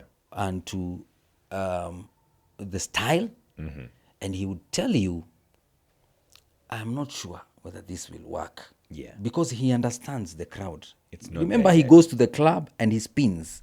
So he understands what people want, Yeah. whether it's the tempo, whether it's the lyrics, whether it's all those things combined together. He would tell you, I think this can work, but if you can twitch it like this, It will work better. it will work better. Yeah. Yeah. So I really thank Lucas for that, and he taught me a lot. He really taught me a lot. And that is how now I started appreciating this collabo thing. Because any song I did with any artist, it was a banger. Whether it was Githurai, True. whether it was Baby Don't Go with Kunguru or African Woman, whether it was MOU, Yeah. whether it was Kamata with Isa, all these were bangers, man. Yeah, man. Yeah, there are songs that, to date I'm still performing. Exactly. Yeah. I was gonna say that when I think about any of these songs. Yes. To right now. Yes. First of all, they still bring in my memory, of course. Yes. But they still sound like good music that you could listen to for a very long time. Yeah. This is more than 20 years now. Is it because you guys were very intentional and your music was a clean music? Clean in the sense that it wasn't, going with the hype of the day. Yes. And the lyrics were not denigrating anybody, like degrading anybody. Yes. So would that be the reason why they stayed on top for so long? The thing is, like I've just explained earlier about Lucas. Lucas would not record you. By the way, Lucas would not record you if he doesn't like your music. Yeah. He would listen to you first. He'd tell me, Abu, sing for me. Sing. Yeah. You give him the first idea. You sing. What's nipatie ingine? Sing for me. So, if you are not if you're not understanding, you'd hate the guy. Yeah. You'd think, ujamaa, Msanipendi tu. bana, mbona ananiambia hivi na hivi. Were you paying him, by the way, to do to record, or you're signed to the Guys label? were paying it. Okay. But now for me, I was lucky enough, they signed me up. Yeah. So I became an Ogopa artist. Yeah. Yeah, so I didn't have to pay But for initially, anything. But you of course, have to pay. Yeah, initially, if you're just going there just Yeah. to record, because they didn't have a record label then.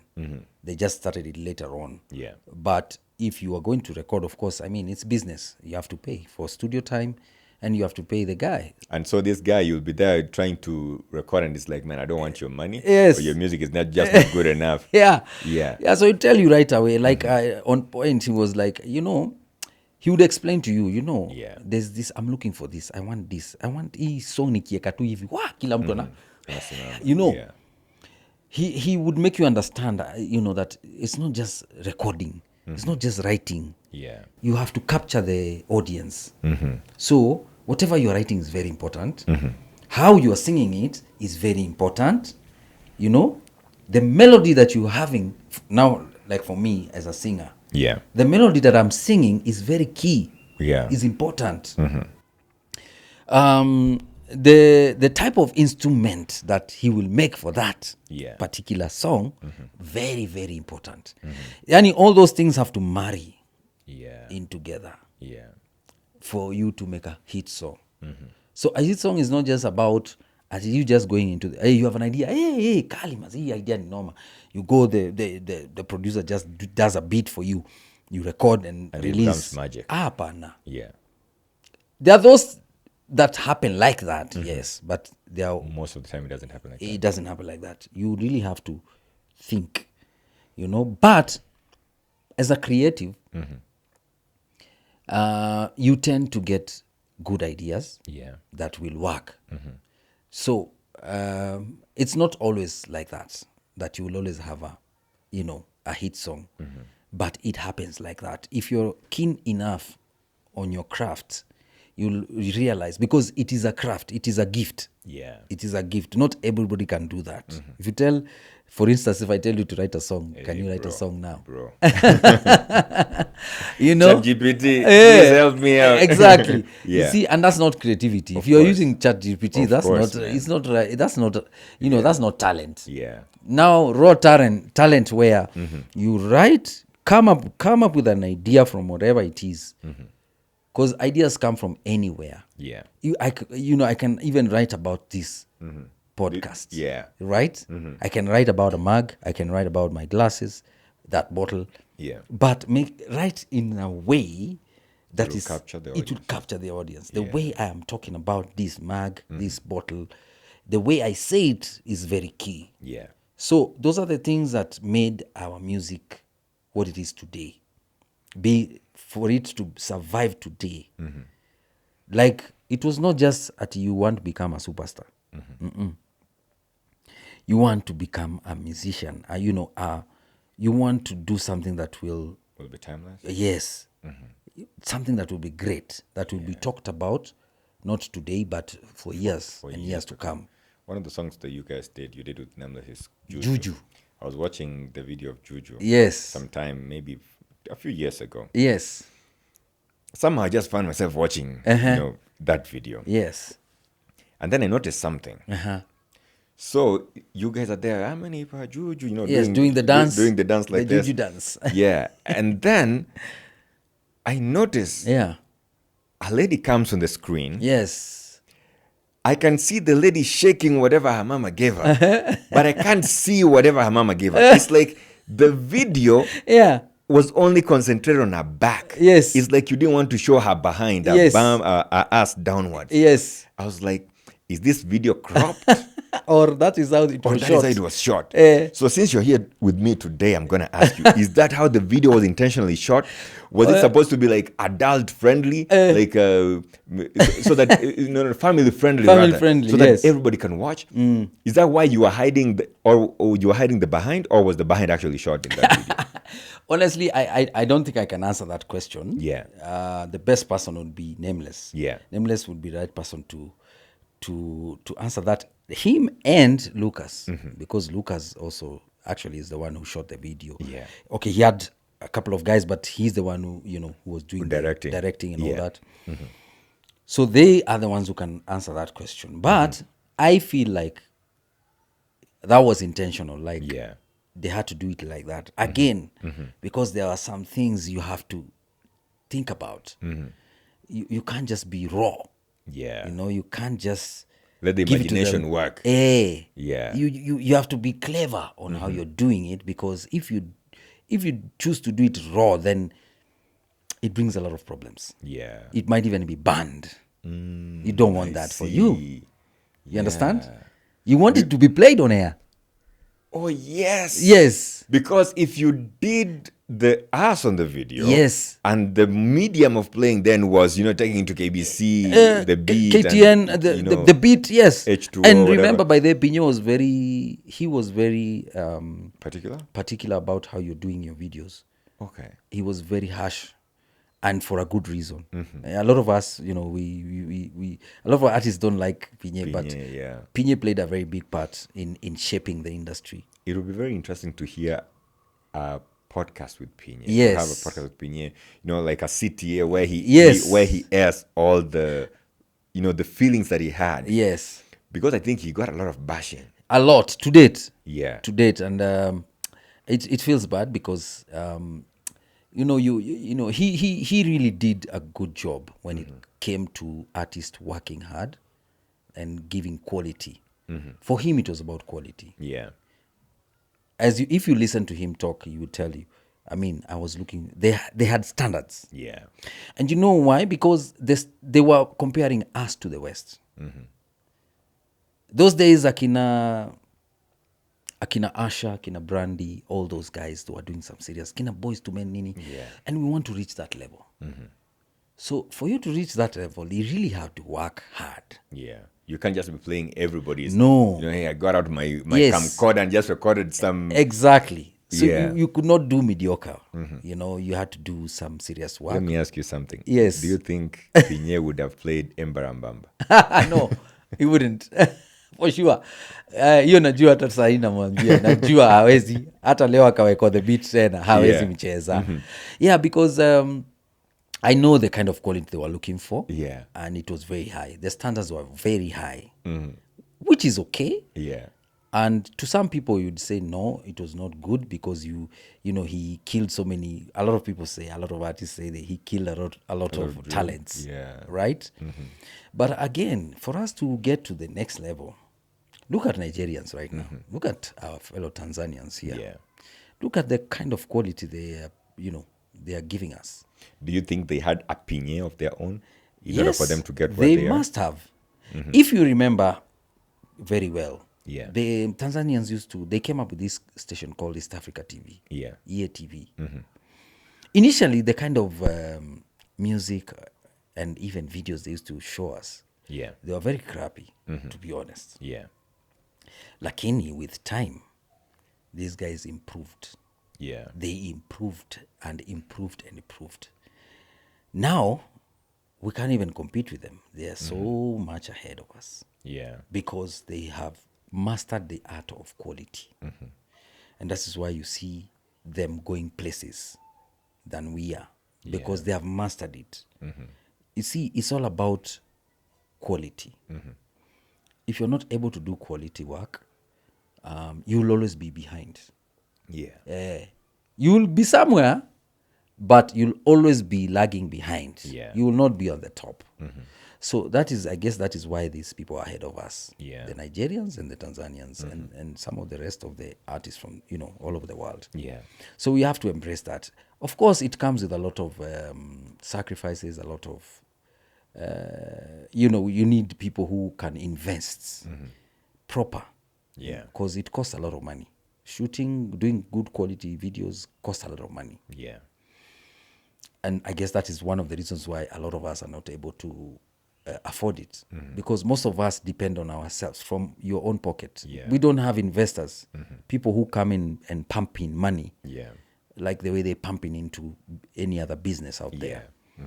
So it makes it very difficult for a lot of us to get to the next level because you have to fund yourself. Yeah. Yeah, nobody's coming to to help you out. right? But when you look at these other guys from, let's say, from Nigeria and Tanzania, they have so many people who are willing to put in serious money. Yeah. Well, you hear Diamond spending 4 million bob On a video. on a video you think is a joke. These guys are spending. Yeah. Yeah. They get the best directors. Yes. With the best, With the you know, best. DOPs with like best equipment. Exactly. Even the locations. Locations. They fly into South Africa. Yeah. They go and shoot videos there. They go as far as America to shoot videos. Yeah. So you see, if you're competing with such people, Yeah. you'll find it very difficult if you're not, financially. Why do you think we don't find those investors here? Is it that the Kenyan, Yes. the Kenyan investor does not understand the music industry, or they just don't care for anything?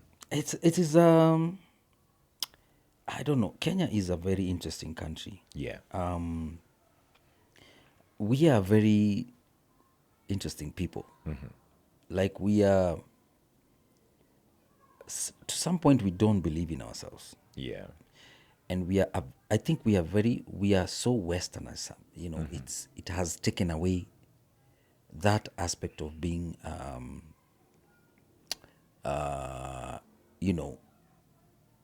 loving your own. I'm looking for that word. What are Patriotic? they? Patriotic. Yeah. We are not patriotic. Honestly speaking, I feel like we are not patriotic. I had a guy here, Osiany, you can see his picture up there. Yes. Osiany said Raila was the only patriotic Kenyan. Baba. Yeah. There's a lot of and it's in everything. It's not just in music. I keep saying this, that it's not just in music. It's in everything. Yeah. Look at our athletes. Our athletes go out there and do wonders. Yeah. But when they come back home, it's nothing. To us, it's normal. It's a normal thing. Umeona hapo Paul Kurgat. I think Paul Kurgat was an athlete at some point. Yes. Or Is it Tergat? Yeah, Paul Tergat. Tergat. Paul Tergat umemwona tembea tu Exactly. Yeah. Yani, even when they come at the airport, they are received by just their family members and a few officials. It's even worse. Ebu enda hapa Tanzania ama Uganda. Yeah. That person is treated like a king. When they land at the They airport. land everything stops. Yeah. They have won Our a medal national for us. hero has come back. You understand? You know what is even worrying Yes. is when the National Olympic Committee, for instance, Yes. or the National Football Committee, I don't know what they're called. Yes. Maybe it's FKF, whoever does the football thing. They take these athletes to a country, they don't even have uniforms. They don't pay hotels for or them. shoes. You know? Yeah. So the guys are sleeping in a hotel, and then it's not being paid, and then they're kicked out of the hotel. They sleep on the street. Man. And then some guys pocketed the money, man. Sasa, you tell me, how are you supposed to prosper as a nation if such things are happening? And it's not like there's no money. The money is there. Of course. But the money is going to some people's pockets, a few individuals. I was listening to this guy called, I don't know his name, but he has a podcast called Two Nilots in a Pod. And he was narrating what you can do with that billion. I think he does many things with that billion. And one of the things he said that, he has a deep voice, nice voice, so he draws your attention. Yes. Do you know what you can do with that billion? Yes. Let me tell you an example. Yes. If you lived in Kitisuru, I think he uses Kitisuru or some estate. Yeah. An apartment is going to cost you 200,000 shillings a month. With a billion, you can pay rent for 4 centuries living in Kitisuru. 4 centuries. I didn't believe the guy, so I went and did the math. Yeah. And I think it came to 419 months. You pay 200,000 shillings in rent. Yes. For 419 years. Wow. For the... 419 years. 419 years. Wow. For you to finish $1 billion, $1 billion shillings. Now, it said, did you guys hear about these dams in Kimwarora and Arero or whatever? Yes. We lost $20 billion, 20 billion shillings. What? So can you imagine how much you would do with the 20 billion shillings? And for the first time, I realized that $1 billion is a lot of money. I'm not a billionaire. It is a lot of money. I realized that, man, it is a lot of money. It is. So when it is dished out and people squander it, $1 billion could do a lot for our athletes. Yes. Athletes, rather. Yes. It could do a lot for the music industry. Yes. Even if it, the investment was done by the government and not even by an individual. Thank It you. will still do a lot for the music industry. Absolutely. $1 billion will do a lot for this country. Yes. I mean, some people just take that money, pocket it, and live happily for Then them now, and their families. The worst thing is that a lot of these guys, because they don't want to be caught, they end up putting that money in offshore accounts. Yeah. So this money goes out there and it's spent in those Localities. countries. Yeah. It benefits those people out there. And a lot of it will never get back to this Back to country. this economy. Yeah. Because how do you move such Bring it kind of back. money You can't bring it into back. Kenya? You can't bring it Because you have to show, how did you get this money and Yeah. how, What what have you business? done with this money? Yeah. So a lot of it is stuck there. And this is the money that's supposed to be building this country. So, like I said, music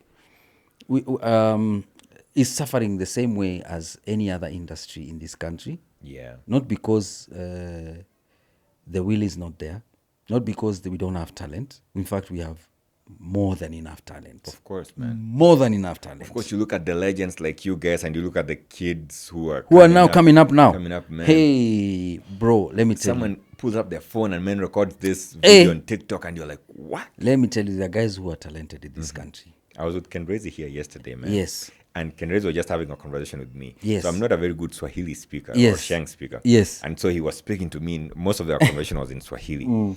And man, I can tell you every sentence that came out of that guy's mouth felt like a line that would just drop on a beat and would go on to be a banger of a song. Exactly. So we have the talent. We have I'm just the talent. agreeing with you. And the talent is not just in music. Yeah. Let's get this right. We have talent in all types of arts or whatever you want to call it. Yeah. Whether be it sports. We have very good footballers. Just the other day we had CAF? Is it CAF? Yeah, Chan. Yeah. Sorry. And we see the way the boys were playing this football. Yeah.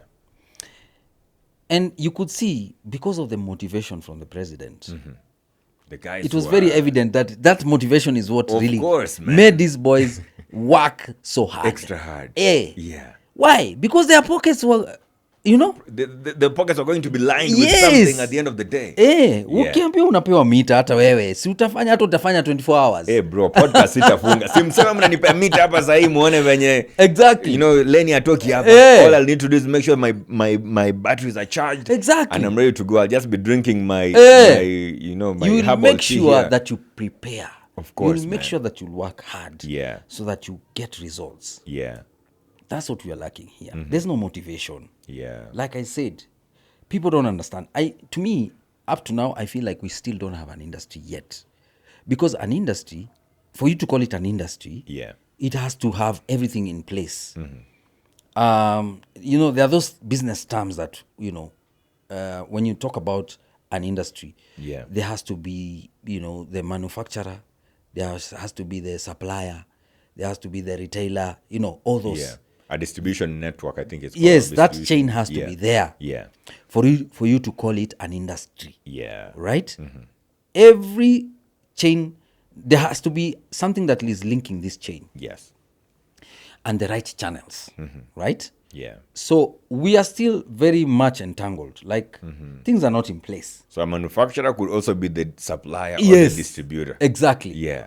That is why it is not working for most of us. Yeah. So in this case, an artist Yes. becomes the guy who is distributing their own music, becomes the investor who is investing into their own music. Yes. He becomes the producer or Yes. whatever. Yeah, but there's so many guys nowadays who just produce themselves, because now going to studios became too expensive. Yeah. You could not afford it. And then because you have no one who is funding you, Yeah. so you have to look for the easiest way possible, which is So you buy you some, buy some equipment or borrow or go into some studio, Yeah. borrow, pay for some time, record your music. But now at least the gadgets are much cheaper than they used to be those Yeah. days. So even if, as long as you know how to play as an instrument, Yeah. if you're good at playing, let's say, guitar or keys, you can actually produce yourself. Nowadays we have softwares that anyone can learn. Yeah. And you become a producer. In fact, You just need a software. You don't even need an instrument. Yeah. You just need a software to make a beat. Record yourself and put it out there. Yeah.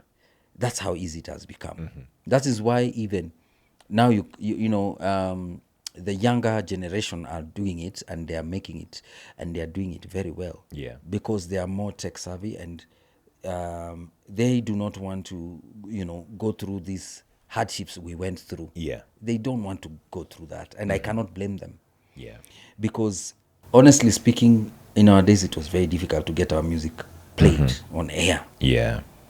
Yeah, and in some instances you had to pay for your music to be played. Oh. Yeah, you had to. Because first of all, they will tell you, those days, Kwanzaa, when you started, they'd ask you, they'd tell you, this station is not, the target audience is not. It's not the kind of music you're bringing us here. Yes. Your kind of music is not our target audience. It's not for our target audience. So you can imagine how frustrating that is. Yeah. But slowly things started changing. Yeah. And they're changing, and they will keep changing. Eventually, the mainstream media will just die. Of course. It will die eventually. But of course, it's going to take a lot, longer time for that to happen. Yeah. But it is happening. Because nowadays, you even have radio stations who are shooting videos while they're doing their thingy. And these are stations, radio stations. Radio stations running now the radio they have become the radio shows have become podcasts. Shout out Emmanuel Kisengani runs a very good show on Radio Generation. Yeah, man. It's a new radio that has come up, and I think they have a very nice model. Yes. You know your Radio Generation? Yes. They have a very nice model, and I tend to like it, especially Emmanuel's show, because Emmanuel is a podcaster with Halaiki. I think they do it with Halaiki. And so what they do is they will, go and check out, Radio Generation, and of course the Kisengani podcast, great guys. They do it very nicely. They have a guest there, and they are just having a conversation. Yeah. But even so, Nation TV now is doing podcasts. Yeah, they're all doing it. Even Akina Classic, even Akina... no, Classic I don't think so, but I think I've seen, I've seen maybe Kina Gidi. Yeah. With that, they have a very popular show. What's the name of that show? Mapa, something. Is it Mapa? Huh? I forget the name. Yeah, I'm not sure we could but check it out. They hook up people and all that. Yeah, so we are headed that way.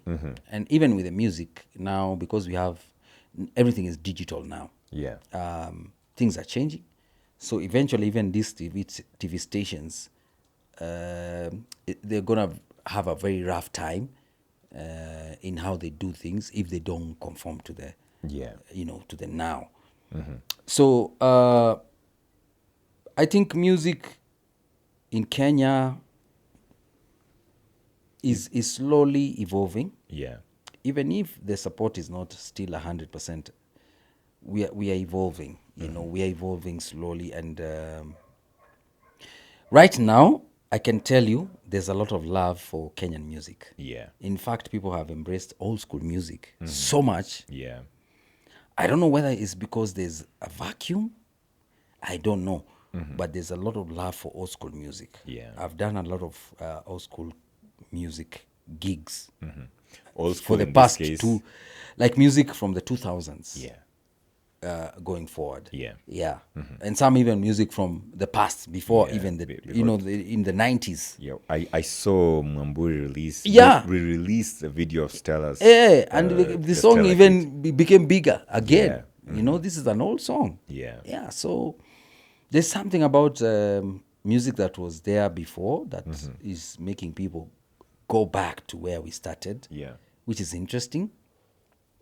But again, we have people who are doing some very good music. Akina Luya hit, Akina, Vijana Barubaru, Akina Costa Ojuang. Yeah, man. These guys are doing a wonderful job. I recently met Iyani too. Iyani, my boy. Hey, shout out to Iyani, Maze. These guys are doing some serious work. Yeah. And they are big now, right now. They're doing some serious shows out here. And it shows that we still have it. Yeah. Despite the hardships, despite people not really embracing their own, but it's showing that we can actually do it. We just need to embrace it.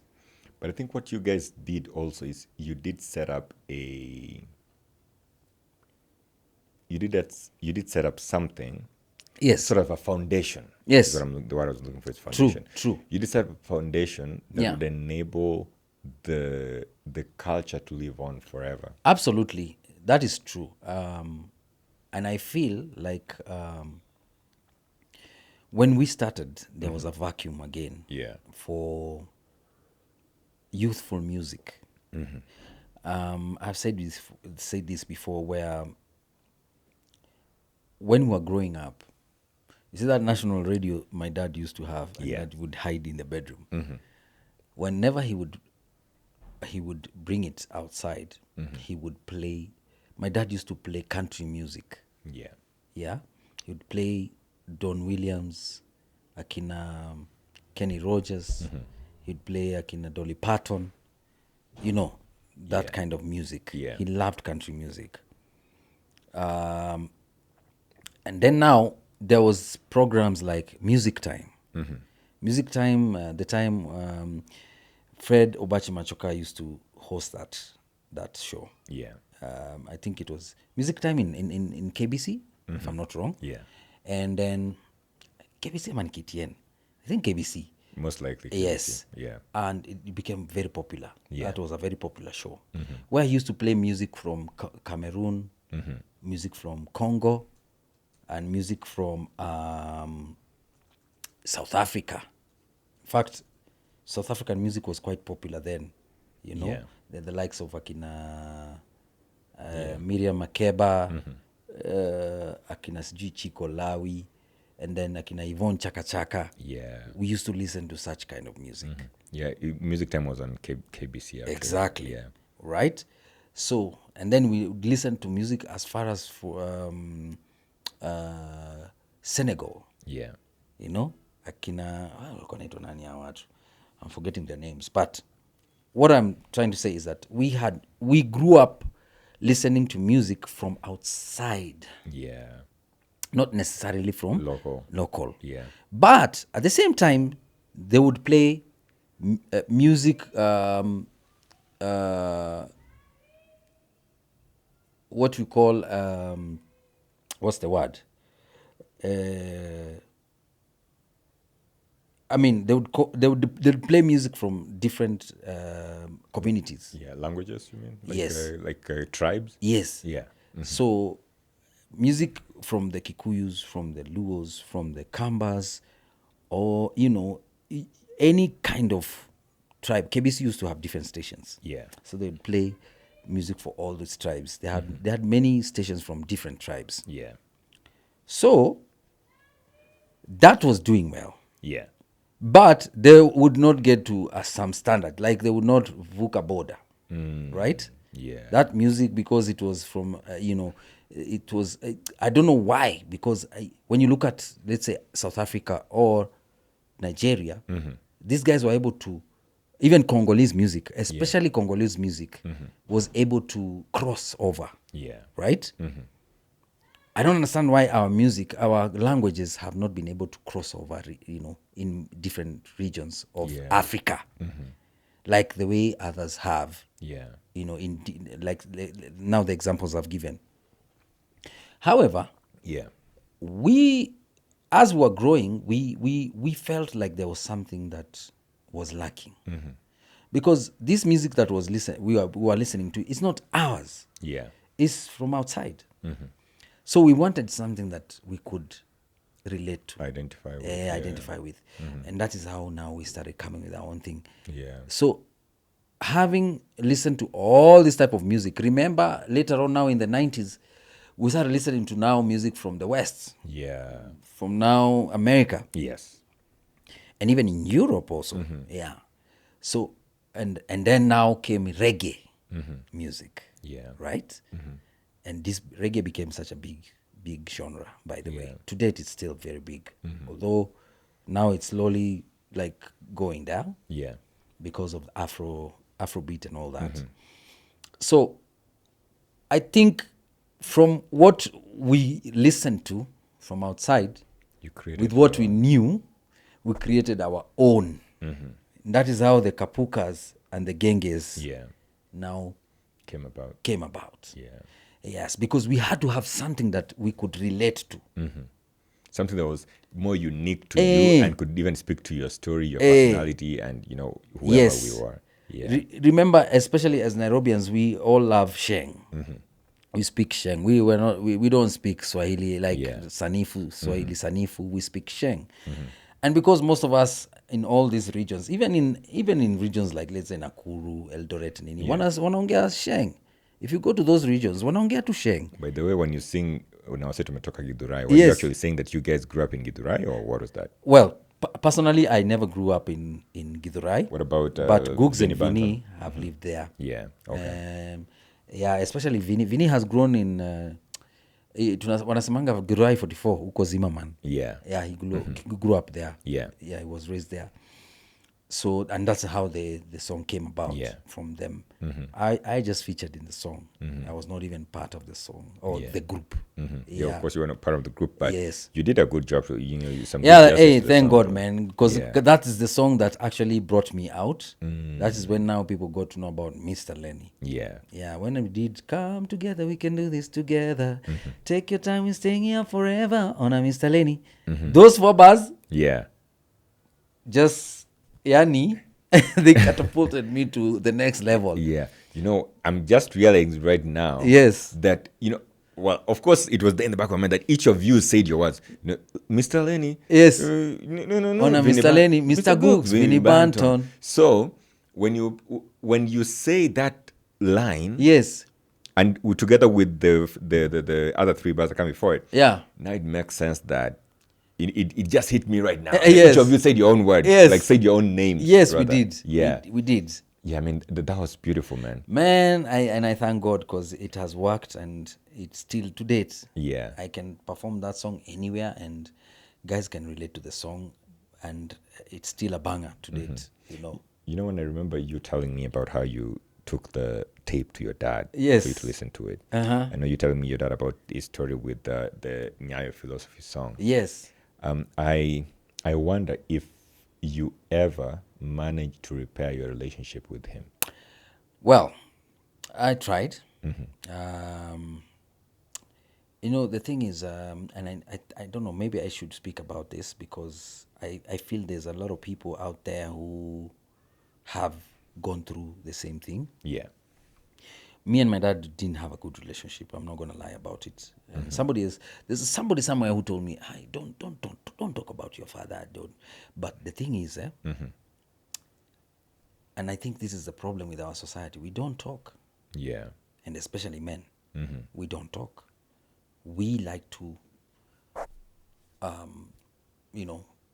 we absorb and we keep it inside. Yeah, and then it consumes us. It eats us up.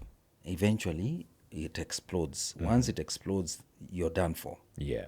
And that's why you're seeing a lot of people, even young boys, young guys, committing suicide.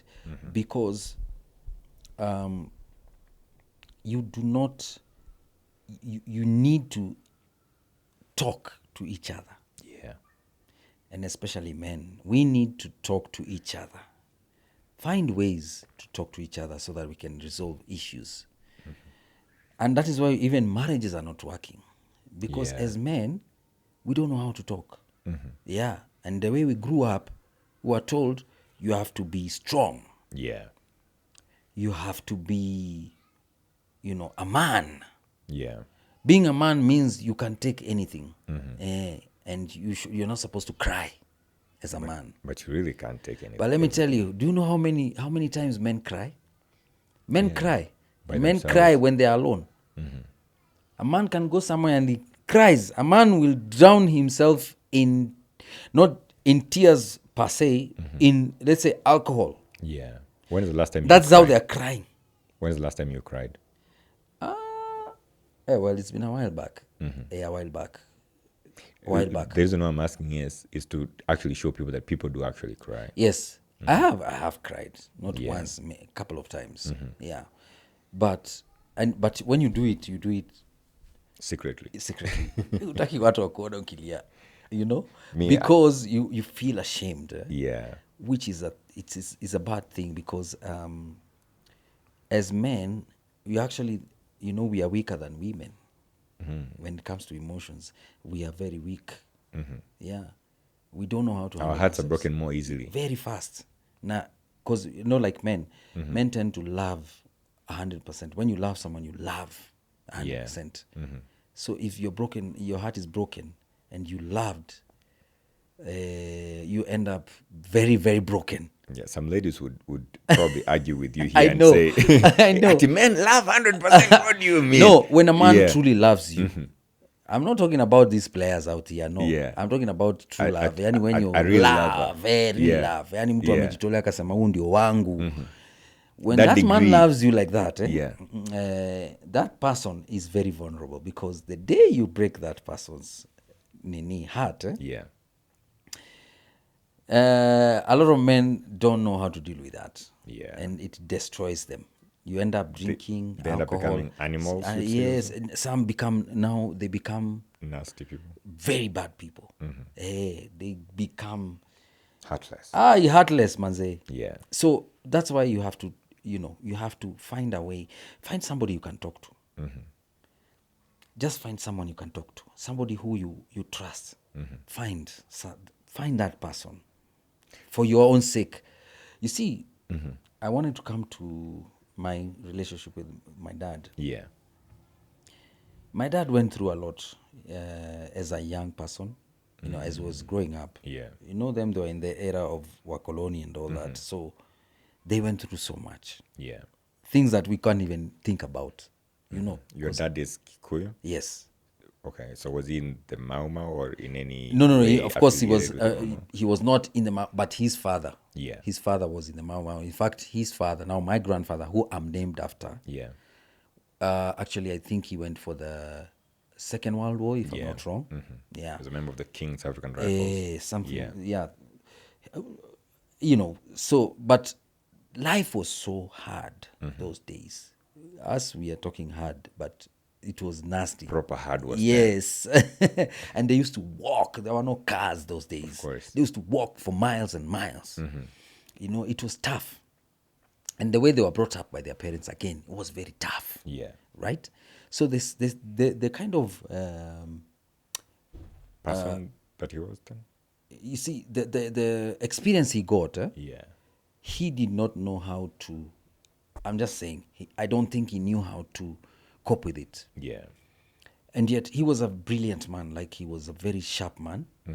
He was very good in school. He was one of the pioneers of Starehe Boys. Right? So this was not just any other guy out there. He knew, like, he had a lot of knowledge. My dad was a bookworm. He loved reading. So he had so much knowledge. Yeah. To some point where I think that made him, unstable. Yeah. And unfortunately, he became depression took over, and at some point the doctors said he had severe depression. Yeah. And they called it schizophrenia. And is this before you were born or after? No. Later. Way later. Okay. Way later. So the reading what did this to him? Not just reading. Life in general. Because he tried so many things. I remember I told you he was a musician. Yeah. And a good one at that matter. Like, my dad used to play the guitar. He would play the drums. He played the trombone. He was multi-talented. Yeah. And he was a very good singer. Yeah. I wish I could get a clip of... I'm going to look for it, but I wish I could get a clip of him singing, just... And then you understand where my voice comes from. Yeah, man. If you can get that, and you can put it up here. Yes, I'm going to look for it. Yeah. So he was multi-talented, and then he tried to venture into medicine. Yeah. Like, went to medical school? He didn't go to medical school. That's the thing. He dropped out, I think, in Form 2. Okay. While, when he went to high school. Yeah. And then he went to America. He toured. He was in some group in America. Okay. They did a musical tour. So he was in a musical group in Starehe? Yes. And this musical group left Starehe to go to America? And join another group, bigger group. I see. Yes. And then he they toured. Stopped going to school, just stayed in America. Exactly. Okay. So, which was, I think that was one of the worst ideas, like what really messed him up. Because when they came back, because excuse me, they did come back. Yeah. But he decided to go back To America. to America. Okay. Yes, sorry. So that's, I think, was a mistake, because he never finished school. Yeah. So, and I think I remember I think it's my aunt or my uncle who said, even Griffins was the principal. Yeah. He told him, you need to finish your school, get your certificate. Once you're done with that, now you can do whatever you want. Yeah. But he didn't do that. My dad was a very Brilliant guy. yeah, and he was very stubborn. Very stubborn man. Yeah. So when he goes to America, He goes to at America. what point does he come back? Now he does his own thing. I don't know how long it took there, because I don't think I was even born by then. Yeah. Yeah. So then he came back again, and then he started business. At some point he worked. I think he went even into tours and travel and all that. And he started doing businesses. He would travel to Uganda, Tanzania, do business, bring stuff, sell and all that. But at some point it didn't work out. Yeah. And that's how he ended up as a cab driver. He bought a Mercedes Benz. There was this famous taxi company called Kenatco. Yeah. Cannot call Yeah, so my dad was one of the first guys to, drive for them. yes. How did Cannot work? Did you bring your own cab or did they give you their cab? Well, I really don't know how it used to work then, because it's Kitambo. Yeah. But I remember my dad saying he worked for them, but he had his own vehicle. He bought a Mercedes Benz. So for him, I think he was, because those days they had these big hotels like Hilton. Hilton was such a big deal those days. Back then. So he would get these high-end clients. Yeah. And he would ferry them, and he would make money. Yeah. Because he had a Benz. A Benz those days was such a big deal. Yeah, man. I mean, a Benz to date is still a big deal, but those days It was even bigger. It was bigger, man.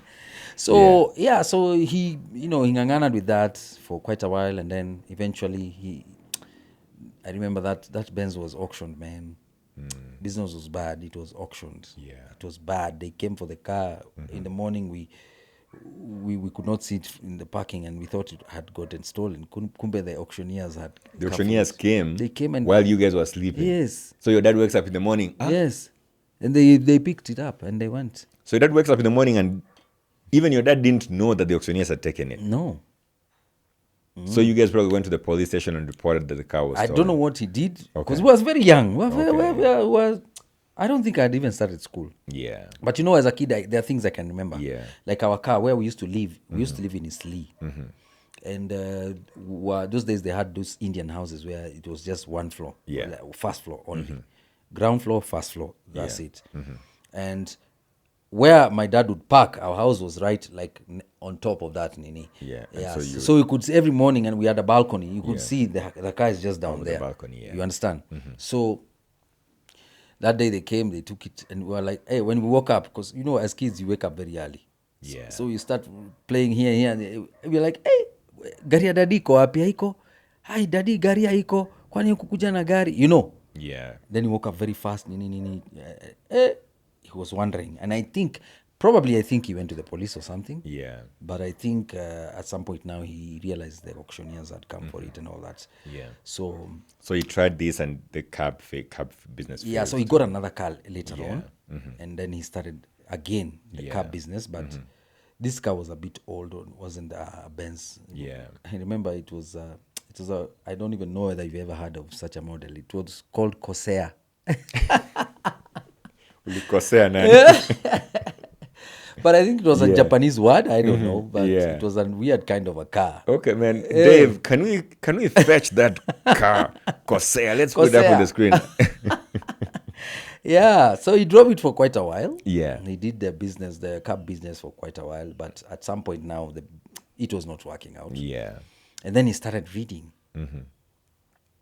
And he read and read and read. So he'd go buy books and come home. Yes, my dad is the kind of guy who would go to the library, Yeah. the National Library, and get those, those old books where nobody touches. Yeah. They are vumbi tu ndio imejaa. Those are the kind of books he used to study. Yeah. with these books with a lot of mambo ya mystery, spirits and what and ghosts and those are the things he used to study. And then of course medicine, he would study about medicine and all. Yeah. So he taught himself. And he says he got a certificate from the University of Nairobi and all that, but I don't know.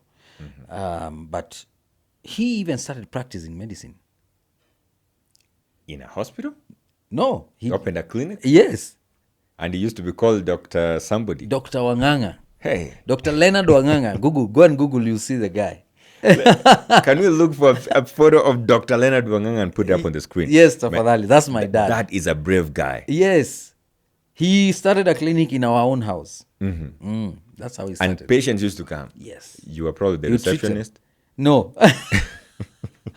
But actually, we moved now from Isili to our shags, just right here in Kiambu, a place called Modore. I was hanging out with a guy here called Ian Kiongo, and I was telling him, man, the guys who live in Kiambu should not say they are in Ushago. By the way, Kikuyu right now is 30 minutes away? Yeah, even less. Probably 15 less. minutes you're in Kikuyu. From here, it's going to be 15 minutes. Actually. Definitely. Yeah, it's just right here. We have the southern bypass, northern bypass, so, but those days, it was Ushago for real. Yeah. So he opened a clinic in our house, and he even had a big Coca-Cola, like not a banner, but those big signboard. Yeah. That's in front of your house? Yes. Let's say Dr. Wang'ang'a's clinic. Dr. Leonard Wang'ang'a. And I'm sure I can find that photo somewhere. He had it. A big signboard. He had gotten sponsorship from Coca-Cola for that signboard. Yeah. So they just, it's it's a way of advertising. Yeah, so for you see Coca-Cola, then Dr. Leonard Wang'ang'a. Yeah. Let me ask you, man. Yes. The government is not looking out for controlling things like this at this moment. No. I mean, even today, we still have those guys who unaonaga mahali imeandikwa daktari wa mitishamba or, I mean, but that is different. your dad was not a mitishamba doctor, was he? But he'd started with mitishamba. Okay. In fact, it used to be, I used to hate it because he used to buy this barks from trees. Yes. To make mwarubaine. You know mwarubaine? I know mwarubaine. Yeah, you would get those one in big sacks. Yeah. And then guess who's going to do the job of cleaning? Us guys. So you guys, what are you doing? Boiling them or? First, you have to clean them. Because they have... You use a brush. You buy brushes to clean the barks of the trees because some have dirt. Yeah, dirt. They have insects maybe, such kind of things. And then now you put them into the big sufurias and boil for hours and hours so that you can get the liquid. Yes. And so that liquid is the one that you were selling. Yeah, so you used to sell that. Do you remember? Yeah. No, go on. I'll come back to that. By there I used to hate that thing. It's so... I think you were saying at some point something happened. At some point now he changed. He started making medicine from, the cactus tree? Yeah. It has fruits, right? Yes. So he'd go and get those cactus fruits. Yeah. Again, we are the ones who had to make. And those fruits have spines. The spikes. Man, when I was in high school, one day I was so hungry. I went and took a whole the tree. And because it was sweet, and I had seen it, I had eaten it before, and it was sweet. So I thought I'd just go and bite into it, man. I bit the thing, and then those spikes stuck down my throat. What? So for like a whole week, anytime I am eating, I can feel the spikes being pushed into my throat, man. It was horrible. Yeah. So our work was to remove those spikes from both those teeth. And obviously, because we were not wearing gloves, they would still prick you. Yeah, prick you. Yeah. And it's painful because they're tiny, very tiny, and removing them is very difficult. Of course, man. You gotta use like tweezers or something to pull them out. So I hated it. I just hated it. I'm like, why are you taking us through all this, man? Your dad was the original Babu Aloliondo. With the neem tree and now with the cactus juice, exactly. Man. Yeah, and we'd make them and prepare them nicely, and then he'd boil them and then he would mix them with what. Yeah. Then at some point he stopped and now started doing chemicals. Yeah. Hey. Sasa ameachana mambo ya miti Now this shamba. is serious, man. So he must have read some in his mystical books of reading. He must have landed on some chemistry books as well. Yes. Yeah. And so he started mixing chemicals here and there. Do you know what chemicals he was I mixing? can't even remember. And everybody lived who used those chemicals? Yes. Damn. Yeah. Your And dad you know was what? He became a dermatologist. So kwa hiyo signboard ilikuwa imeandikwa dermatologists, parapsychologists. He had many titles.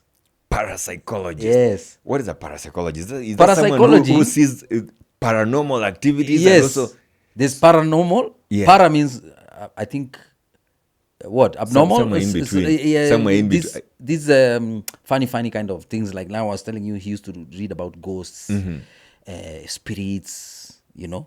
You see the way, like, have you watched this movie for Nini? Exorcism. The Exorcist, I think. Yes. Maybe I watched it many years ago. I don't watch horror movies anymore. Yes. When I was in high school, I think I must have watched The So Exorcist. Yeah. he would read about those things. Yeah. And he started now Practicing. Yeah. to how to heal.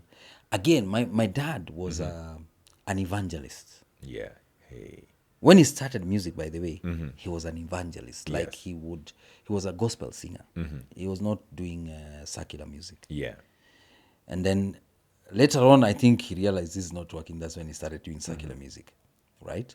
So with the knowledge about, the Bible, and he knew his Bible. Yeah. My dad would read you from Genesis all the way to Revelation. He would tell you, and he would quote you anything there. Yeah. He had read. Like I said, he was a bookworm. And that's when now he started, like combining the religion bit of it with the medicine. Yeah. To now do his practice, right? And that's where now the para came from, parapsychologist. Yeah. A psychologist is basically, Yeah. somebody Works on the mind. Yes, yeah, who tries to cure guys with mental issues and all that. Yeah. Yeah, not cure, but basically Help them out. Probably. Yes. Yeah, it's a better way of So saying that's it. what he used to do, and then he would at the same time make medicine with chemicals and sell to these people. And a lot of, I remember even patients who used to come with a lot of problems, skin problems. He would cure them. Yeah. Yeah, he had gotten some Creams. some kind of what are they called? The way you can get a formula. Yeah. He'd gotten Chemical some, formula. yes, that used to work. And so he used that chemical formula to actually make a drug, like Yes. to make a medication Yes. concoction. So And many people would come. Even people, there are people I'm not going to mention who are even celebrities who used to come, and their fathers even who'd come to our home. and so he would apply this medicine on them, or Yeah. they would drink the medicine. There was for drinking Yeah. and for applying. Yeah. Yeah. Your dad was quite the OG. Hey, I'm telling you, he was a genius. I keep saying that he was a genius because he knew so much. Yeah. But something happened, and I don't know what it is, that messed up with his mind. Yeah. And that is how now this schizophrenia thing came up. Yeah. Remember, these are things he used to treat. Like I said, he was a psychologist, parapsychologist. Yeah. So you can imagine he was dealing with these things, and then later on he became a victim of the whatever he was treating. Imagine. Yeah. Can you imagine how sad that is? So I just feel sad because I feel like my father would have been like the Bill Gates of today, Yeah. because he had so much knowledge. Yeah. He was a very sharp man. If that was nurtured and probably Yes. got an investor to invest in some of the products that he was making. And in fact, his dream was to go back to America Yeah. to now get his medicine licensed so that he could produce medicine, Yeah. to cure guys for, the skin stuff and all that. Yeah. He claimed he used to claim he cured, he could cure AIDS and all. Yeah. I don't know how true that is, but that's what he used to claim. And Yeah. he had people who, Who had AIDS come to him. yes, Yeah. many of them, they used to come, in our house, right? Yeah. So mental issues for men, And that's why I'm saying, man, you need to have a friend to talk to, somebody can talk about your personal issues, things that you're going through. Please find somebody you can talk to, because I saw my father deteriorating in a manner I could not even understand. My father began talking to himself. And I found out by mistake, because there's a point where I used to live with them. He would talk to, like, he would look at this, wall and say, mostly he was talking about the curtains, right? He would see things, and he used to see, what are they called? Like, midgets. Small people. Humans, small humans. They're like humans, but they're not humans. They have one eye, but and you say they're in their millions. Look at them. Can you see them? Can you see? Look, they're saying what? Is he speaking in Kikuyu or no, English? English and Swahili. But mostly English. And I just happened one day, I was just like, my room was like that first room there, and then his room was now on the corner. So one day he used to lock himself up, and that's when now I started realizing there's something wrong, because he would lock himself. He would not come out. He would not talk to anyone. He would And he still has patients coming to see No. This is now way later. Okay. Later, now. So something happened to the clinic. The clinic stopped working. Yeah, he stopped. He stopped making money. I told you he married again and again. I see. Yeah. So, and eventually the third wife left him, and things now became very bad for him. So that's when you went to live with him? No, we got him a place. Actually, we brought him to our mother's place to come and so you can help him out. Exactly. In fact, one day he sent me a text message. Remember, we were not talking for quite some time. So at this point, you are you are already doing music. Yeah, I'm already Mr. Lenny now. Yeah. One day he sent me a text. He says, "Hey, my son, I have not eaten for many days. I think he said for 2 weeks. I have not eaten a meal. And I'm sick. I'm not feeling well, and I think I might die anytime." So when I looked at this message, we were not on talking terms. We were not, like, me and my father never used to talk. So for me to see such a text from my father, obviously I would feel some type of way, like it would touch me. It touched me, despite the fact that we had no good relationship. So I showed the message to my sister, my late sister, second born. May her soul rest in peace. My condolences. And she was like, "Hey, we have to do something. We can't just leave it like that. Might be a serious thing." And I think I even showed the rest of the siblings. So he used to live in Ikno those days. 87. Used to live in 87. And, well, Kino and 87 is not that far. So we drove, went to see him, and to be honest, he was not living in he was not in a good condition. The living conditions were not good at all. His house, he was living in a mabati house, and he was using a stove. You know those ones you put kerosene and the ones that have wicks that the 8, I think it's like 8 weeks, or the one the pressure. No, that one was not the pressure one. The one with wicks. Yes. I think it was green in color. All of them were green. Thank you. That one. Sasa, his house, what a very tiny house. His house, the bed is there, and then his clothes are hung. And they had soot all over because of the stove. Because he produces a lot of you're supposed to, when you're switching, you're turning it off, you're supposed to put it outside, because the kerosene in it is not very good. That smoke. The smoke is very bad. Yeah. So I think him used to just do it in the house. And, the house was just black. And when we saw that, we just felt so bad. So we had to plan how we are going to move him out of that house. Yeah. And which we did. We got him another house in Kino now. A 1-bedroom house. Now, proper house. with, in fact, an inbuilt toilet there, the kitchen. a small kitchenette and a bedroom. Yeah. And we moved him. And then so now from then onwards, we started taking care of him. Yeah. On the other side, we are taking also our mother. Yeah. Also, we are taking care of her. Yeah. So at some point, it proved very expensive to have them both separately. In different locations. So now we decided we just put them in one house, Yeah. even if they were still not together, but at least we are taking care of them. Yeah. And that's how we ended up now putting them together, both of them together. Yeah, so from then now is when now we realize that this guy is not okay mentally. Because when he was living by himself, Yes. you couldn't see those episodes. You could not see it. Yeah. Yeah. But when you started living with your mom, Yes. and I think you said you were there too for some time. Yes. Now later on is when now at some point I went and lived with them. Yeah. Later on, much later. Yeah. And in fact, that was 2 years ago? COVID time, actually. Yeah. Yeah. That's when you realized. Yes, that's when I realized, my mzee is not okay. Yeah.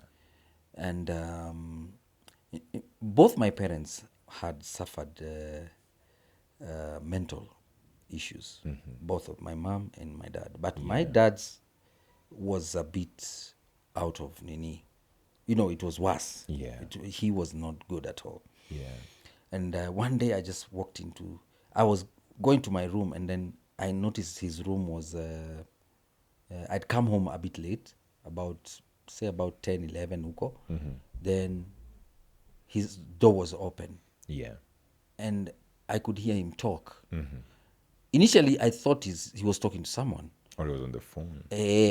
Actually, I used to think, because he used to talk a lot. And So you used to hear him talk. I could hear him talk. But you used to think he was on the phone. Thank you. Yeah. So I would just assume, because he had friends who would call him. Yeah. And sometimes he would call them. So, and even he had friends who are, abroad. Yeah. So I used to think, when guys are abroad, they can call you for such a long time. You can I talk know. for hours and hours. I know those phone calls normally last Exactly. a long while. Yeah. Yeah. So I used to assume that he's gotten a call from somebody from abroad. Yeah. Kumbe, that was not it. And I went, peeped, and I saw my dad talking to himself. And he's loud. He was very loud. So I'm wondering what is happening. Yeah. And I entered the room. So I asked him, Daddy, unaongea na nani?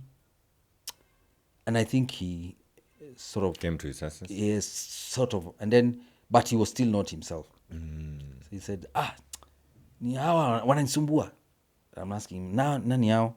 Si hawa, huoni? Wananisumbua. Hebu angalia, wako hapo kwa curtain. Look at them. They are these tiny, tiny things here. So I'm like, what do you mean, tiny, tiny things, So I observed him, and he's trying to show you to, this, look at them. Can you see? They're all over. He's saying they're all over. Yeah. So they're disturbing him. Whatever it is that he was seeing, and he kept saying they were midgets. Yeah. With one eye.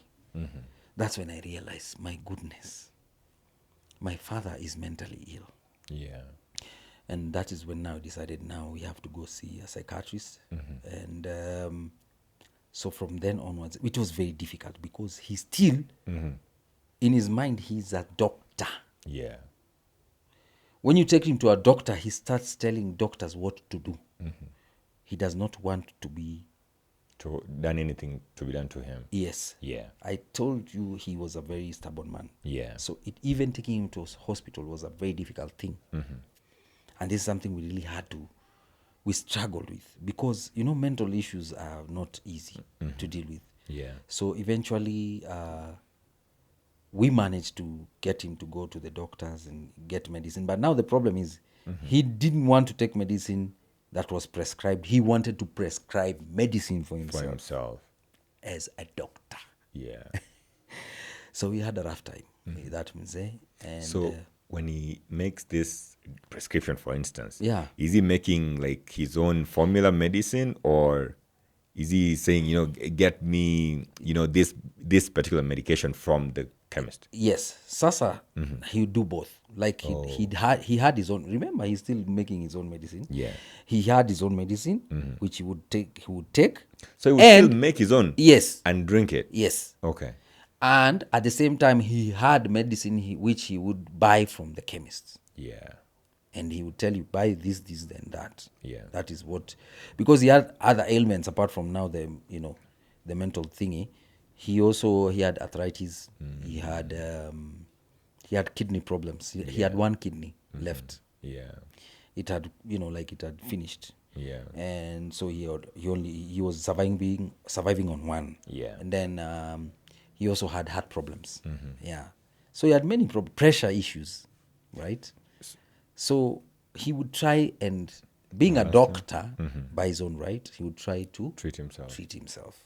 And that is why it made it very difficult for us to even take care of him. Yeah. Because he would not allow any doctor to try and, treat him, because he said they don't know anything. Yeah. Yeah, so that's why I'm saying mental illness is something we have to talk about. In as much as because I'm telling you, there's so many people who are dealing with mental issues out here. Yeah. Like the other day, I saw this young man who just died. The same day Baba died. Yeah. Kimani, I think. Yeah, Kimani. Yeah. And I really Kimani felt... Mbugu, I think. Yes, Yeah. I felt so bad. Yeah, man. Because this young man had issues, mental issues. And whenever I looked at him, I remembered my dad, and whatever my dad was going through. By the way, let me ask you. Yes. When you see your dad in this state, man, you are a man. Yes. You've looked up to this man your entire life. Yes. Maybe not looked up to him because of your strained relationship, but he was there. He was strong. Yeah. He was able to do stuff for himself. His mental acuity was on point. He was smart. He's done all these amazing things. He's a doctor too. How does it make you feel seeing your dad in that state? Obviously, it doesn't matter what kind of relationship we had, but it made me very sad. Yeah. Extremely sad.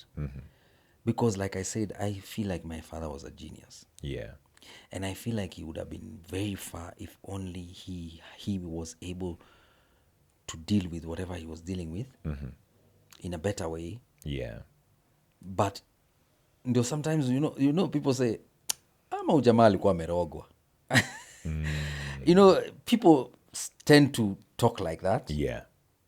I don't like believing in such things, but sometimes you ask yourself questions, because it doesn't make sense. He was a great man. Yeah. Yeah, in his own right, he was a great man. Yeah. Despite all the faults he had, he was a great man, So, and I tried my best. As his son, I tried my best to try and work things out with him. But because now when I realized he had mental issues, I tried to work it out, but it was not it's easy, because now he's not in his stable mind. Yeah. Was there any moment where he would be stable, or was it permanently? At some point he would. It's like he would. He was on and off. Yeah. But most of the time he was not okay. But there are times he would. You talk to him and you realize, he's reasoning just fine, well. Yeah. He's okay, he's fine, you can even talk and laugh and, Then at some point, he just loses it, and then he's seeing things, he's even watching the telly and seeing things, and at some point, like, there's a time he was saying he has defeated Trump. Like, he was in the US and he was vying for the presidency, and he defeated Trump. I mean, man, when you sit and listen to your dad like that, you must feel in some way. Were you are Christian, right? Yeah. Was there ever a time when you were questioning God? Like, of God, course, what of is course, this, man? I'm a human being. Yeah. I would wonder what is wrong, and that's what I'm saying. Sometimes you wonder, is our father bewitched or what? Yeah. Like God, because he was an evangelist.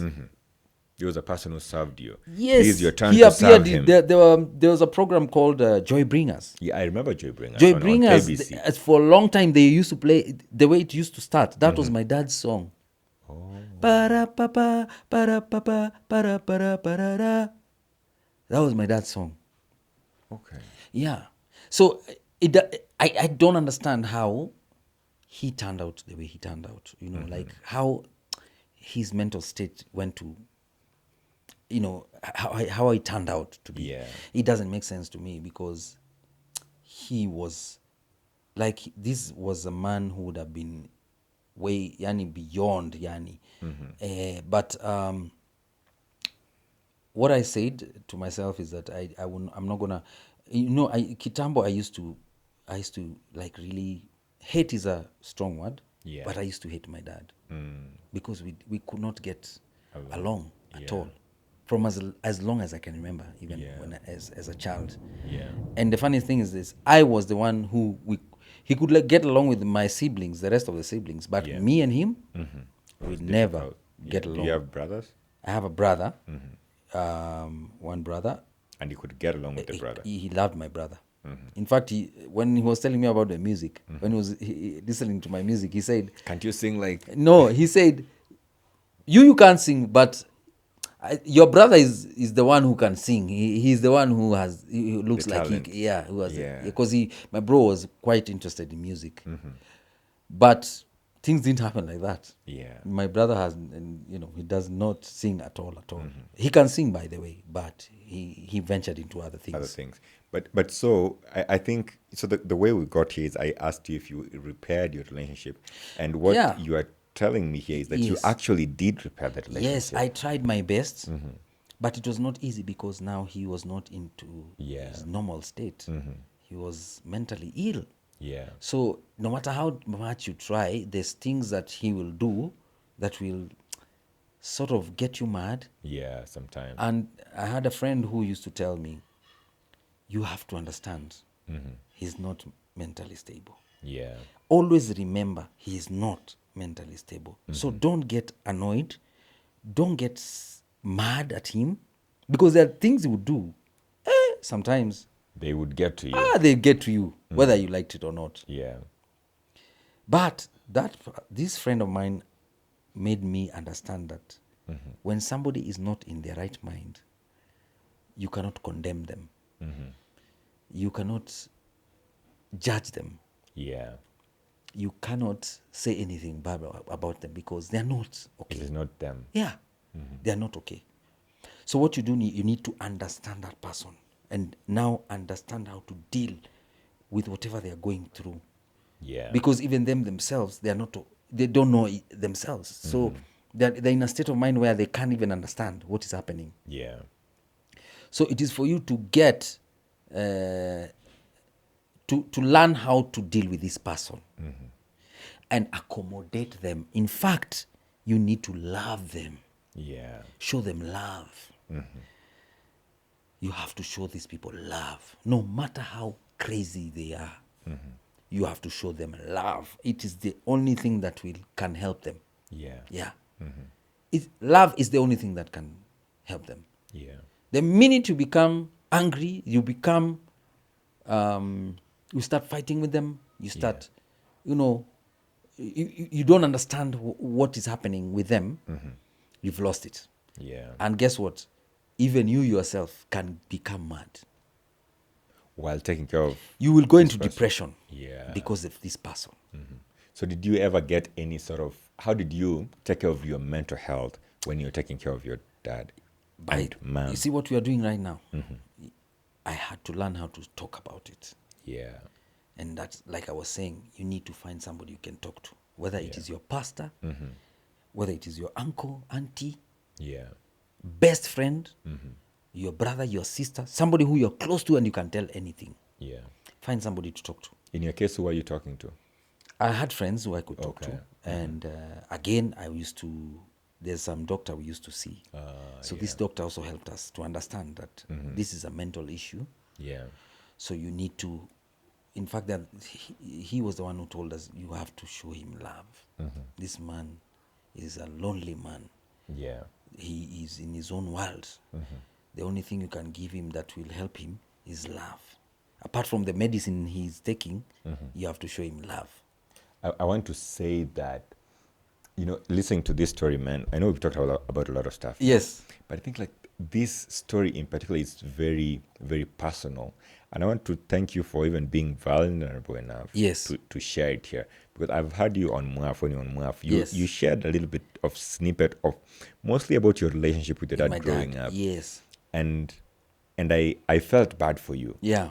But also I was happy that you were aware of what was Yes. going on. So I mean, in general, it's a good thing because you are aware. You're not living in your feelings, but you're talking about it. Yeah, But now listening to it firsthand here, Yes. I want to say that you are a very strong man. Hey, thank You you. are stronger than many men out here. Bro. Because most of us, we can't handle it and we can't talk about it. Yes. So the fact that you're able to talk about it, man. Yeah, and like I said, there's somebody who was telling me, no, don't talk about your father. Don't talk about, it's like you're painting him in a bad picture. But what I want to let them know is that, and anyone who's watching this, is that, because I know there's so many people who are going through this mental stuff, Yeah. and I know personally, I have even family members going through such things, but they don't know how to deal with it. Yeah. The best thing about mental illness is talking about it. Yeah. That's the first step you take. If you don't talk about it, chances are that even you will be mentally Yo. ill. Yeah. You might end up the same way as that person if you're not careful. Yeah. Why? Because you didn't talk about it. You did not look for solutions for it. Yeah. You just decided, mtu anajifanya, Yeah. mtu ako hivi, It is a serious issue. To me, is a like a pandemic. Yeah. I think it's happening in many families. Yes. But people are not talking about People it. are not talking about it. People tend to hide it. They have family members Yes. or, siblings, Yeah. parents, friends. Yeah. Who are going through it. Yeah. Yeah. And if someone else is going through it, Yeah.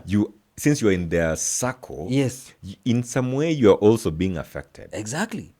So now it depends on you as an individual. How strong are you? See the way you've just said you're a very strong person. I am not strong. I kid you not. Yeah. I've just learned how to cope with it. Because I discovered, and I discovered through a friend that this is an illness. This is not something that this person wanted. You see, like the way people start drinking, or maybe taking drugs and all. Yeah. You can almost say that this person brought it to himself.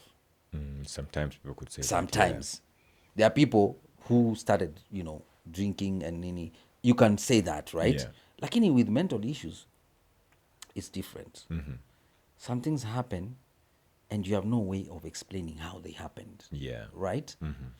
So and that is why I am talking about it. I'm talking about it because I feel that we are still very, because of the culture that we have, we don't want to talk about mental issues. Yeah. But I think this mental thing is what is killing our society. We are bringing up people who are mentally ill and we don't know. And some of us are also going through this mental illness thing, but we don't know. Yeah. And we have not accepted that we are mentally ill. ill. Yeah, as a society, we are going through it. Yeah. So let's talk about it. Let's talk about it. Let us go into the nitty-gritties of it. Let us find out solutions on how we can tackle it. Yeah. Because if you're not careful, you're going to lose your loved one. You're going to lose people you care about through these mental problems. Yeah. Yeah. That's why I chose to talk about it, and I decided, you know what, even if it sounds bad, I don't care. Lenny, I will talk want about to tell it. you, it didn't sound bad at all. I think from sitting here, listening to you, Yes. in a way, it makes the audience know that it's okay to talk about stuff. Yeah. It's okay if you're going through something to find help. Yes. It is okay for you to even if you're going through something, you are not on your own because not on your other own. people out here are Thank you. going through the same. Thank you. Similar in things. fact, that is my biggest,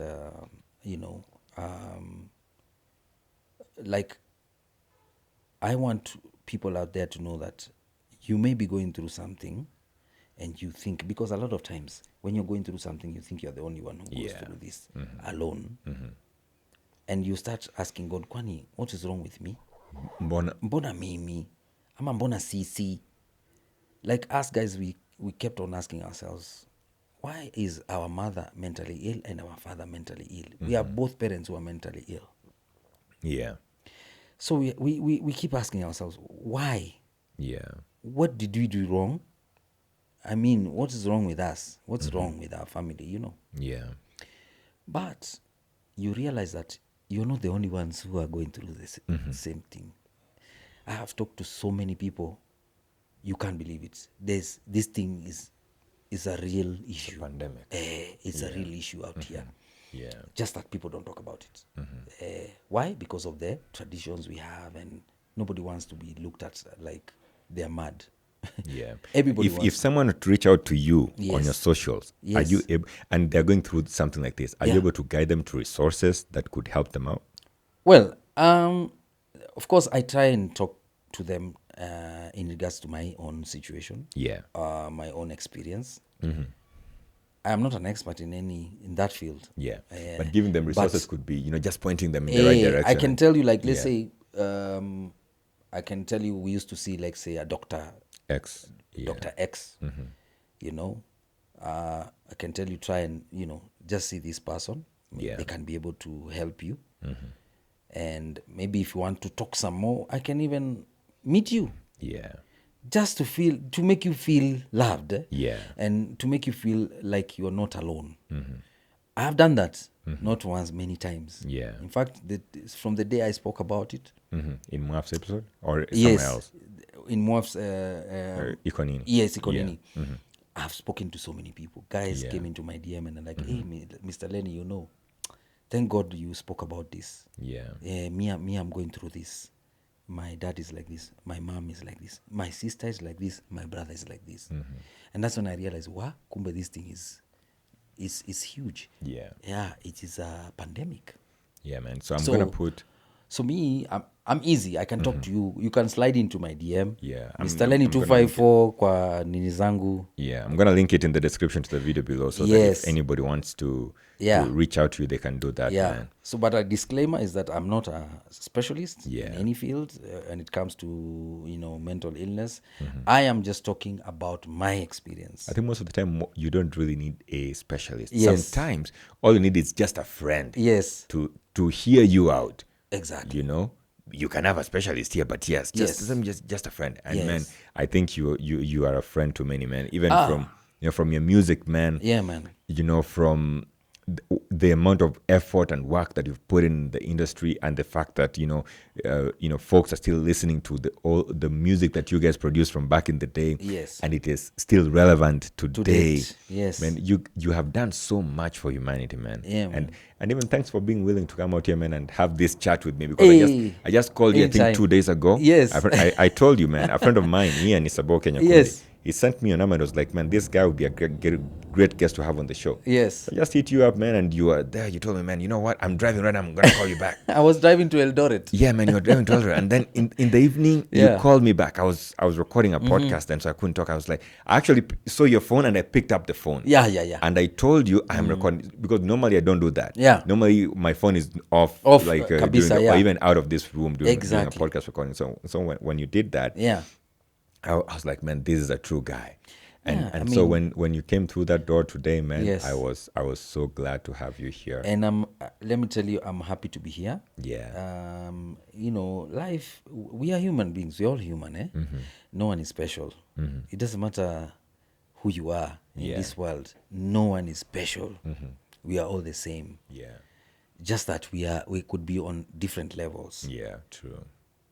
So being on different levels doesn't make you a special one. No. Yeah, It's just that God is the one who has enabled us to be wherever we are. true. Whether you are great or whether you are just a normal person, it doesn't matter. Because at the end of the day, we are all going to Sayuni. Since we were talking about levels, in the tradition of this podcast, Yes. we normally treat our guests like presidents. Uh-huh. And I borrowed this from the United States presidency, Yes. where the president who's in office normally leaves a letter to the next president who's coming into office. Ah, okay. And so since this is a podcast and all I do here is ask questions, Yeah. the guest who was here most recently Yeah. left a question for you. For me? Yes. Wow. Okay. And of course, you're going to get an opportunity to leave a question to the next guest who's coming in. But your question is, Yeah. I normally don't see this question until right now. Okay. So what's that one thing you will change in Kenya if given power and the right to lead? I would try my level best to kill corruption. Yeah, corruption has messed us big time as a country. No matter how you look at it, we are so corrupt. All of us. It's not just one individual. Yeah. We keep blaming our leaders, but we are all corrupt. You know why? If today you are driving out there, you are caught by a cop, and you are told now you need to go to the station, you get booked, and then you need to remove this kind of money. Most of the time you want to bribe this cop. You might actually Nampatia want kitu to kidogo decide, aniachilie. instead of nienda kwa nini. Instead of niende kwa station, I face my whatever. Consequences. Yes, my consequences, and pay Yeah. and move on. We want the easy way out. As Kenyans, we have adopted that easy way out thing, Yeah. which has really messed us up, and that is why we are where we are today as a country. If we can kill this corruption thing, Yeah. mi sidhani kama kuna country in this Africa that can shika us, Inaweza tukaribia. because Kenyans are great people. Kenyans are very talented people. Yeah. Kenyans are very well read. Kenyans are educated. True. In any way form you can think about. We have all the resources that we need in this country. Yeah. No one should go hungry in this day and age. Yeah. No one should go hungry because there's no food, because there's a drought Yeah. in this country. No one. There's enough food for everyone. When I was coming from Eldoret, you remember when you spoke? Yeah. I told you I was going to Eldoret. Yeah. I was performing at Kettle House. Shout out to Kettle House, by the way. Yeah. We had an awesome time there. When we were going and coming back, there were so many people out there selling food, Yep. and right from the shambas. But when you look at it, each chakula, some of it goes to waste because there's nowhere to take it. Yeah. We need systems to make this food available for everyone. Yeah. And especially the ones who have not, huko sijui Marsabit, mawapi, huko Turkana, where people can't access food like that. Yeah. We need to make it happen. There's so much we can talk about, but That's the one thing you're the one thing I think we can talk about is corruption. Corruption has really messed us up as a whole. Lenny, as a country as a whole, it has really messed us up. I don't know if you know Doug Mutai. Doug Mutai is a comedian. Yes. So Doug Mutai had this joke in his special wine the other day. Maybe it's not in the special, but he just made a joke somewhere. Yes. I was in the Nairobi Laugh Bar, and he said that we live in a country that is so corrupt that we have corruption-free zones. Like huko nje everywhere else is corrupt. Yes. Lakini hapa Ni hapa ni corruption corruption free. Msilete corruption. That is so true, by the way. Ingia pale kama Nyaya House. When you're going to get your passport, there are places which are written corruption free, nini. And yet there's so much corruption that goes on there. Like if you are to get your, what is it called? Your passport. Yeah. You have to cough some money. Yeah. Or else you wait for it for months and months and months, and sometimes you'll never get it until the day you bribe. True. So many of these government institutions are like, they are written corruption free, but that is where the most corruption is, right? Yeah. It is ridiculous. We need to do something about it. For me, corruption is the number one disease. That we need to kill. Yes. Yeah, man. It is a cancer, Yeah. which is in us. We have to kill it. Yeah, man. Yeah, man. Here's your opportunity to, take some time, and when you've thought about your question, you can write it down. For the next guest who's gonna be here.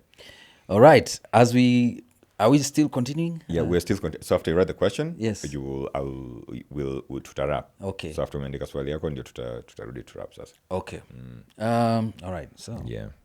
Hanging out with you has been so awesome, man. You have stories for days, and also stories that are very personal. And Yes. thank you for being vulnerable. But umefungwa roho, man, in a Lazima. way that showed the vulnerable side of most of us. Most Yes. people don't talk about this, side Yeah.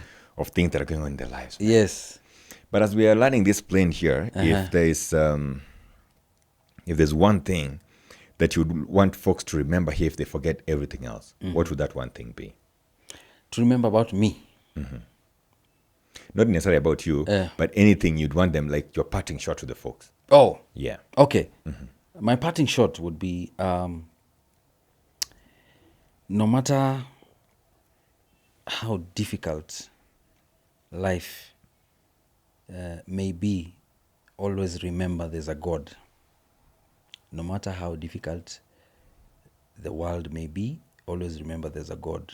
So whatever you do, speak to your God one-on-one. Muongeleshe kaa yani ni best yako. Somebody told me that somewhere and it is working for me. I speak to God. Yani tunongeanga hata sheng. Don't talk to God the way you see people talk in church or nini. Talk to God on a personal level. Yeah. Always remember there's a God, and no matter what you're going through, because I know people are going through a lot out here. Yeah. The economy is not good, jobs are scarce. People are dying because of mental issues, or maybe other, illnesses. Yeah. Cancer is another very crazy disease, that has taken so many and is still continuing to do that. And I pray that they get a cure for cancer, man. You might be going through, maybe you have a business that, you've started, or you started a while back and now it's not working out. You may have, maybe you lost your job and you've had to downsize, you've had to just cut off on other things, or maybe you're even struggling right now. Yeah. You don't have enough money, you're struggling and things are not well, they're not working for you. Please remember there's a God, because there's a time you go through so many hardships and back you start questioning, does God really exist? Yeah. I'm not a very spiritual person, like, you may think. Like, I just believe in God. I believe there's a God out there. Yeah. And God has done things to me that I never thought would happen in my life. Despite all the problems we have faced, while we grew up, and even now as an adult with my own family, I think God has really brought me far. And that's why I'm saying, please remember God, even in those hardships, hard times. Remember God. Just talk to God. He will deliver you. True. God will always deliver you. That will be my parting shot. Thanks, man. Hanging out with you here, Mr. Lenny, has been awesome. Yes. You are a true man. Yeah, man. True man in the sense that you are open enough to share your experiences with other men, both the good and the bad. Yeah.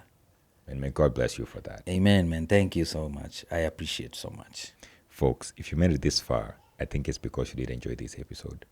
So if you haven't yet, do subscribe to this channel and remember to tell your friends, to tell their friends. I've been hanging out with Mr. Lenny today. Mr. Lenny is a great musician, an all-time great guy, wonderful, great hits from back in the day. And, he's still performing them even to date. If you want him on on any of your events, I'm going to link his socials in the description to this video below. So go over there and reach out to him if you want to just have him as a friend and just sit down and talk, man. He's a great guy. He told me he always responds to his DMs. Yes. Not everybody does that. I know you have something dropping soon. Yes. I have an album I've been working on for quite some time now. Okay. And we are thinking of having it released next year in March. Okay, so March of 2026. Yes. Okay. Hopefully, if all goes well, we'll start releasing a couple of singles before then. Yeah. alafu now we'll launch it officially.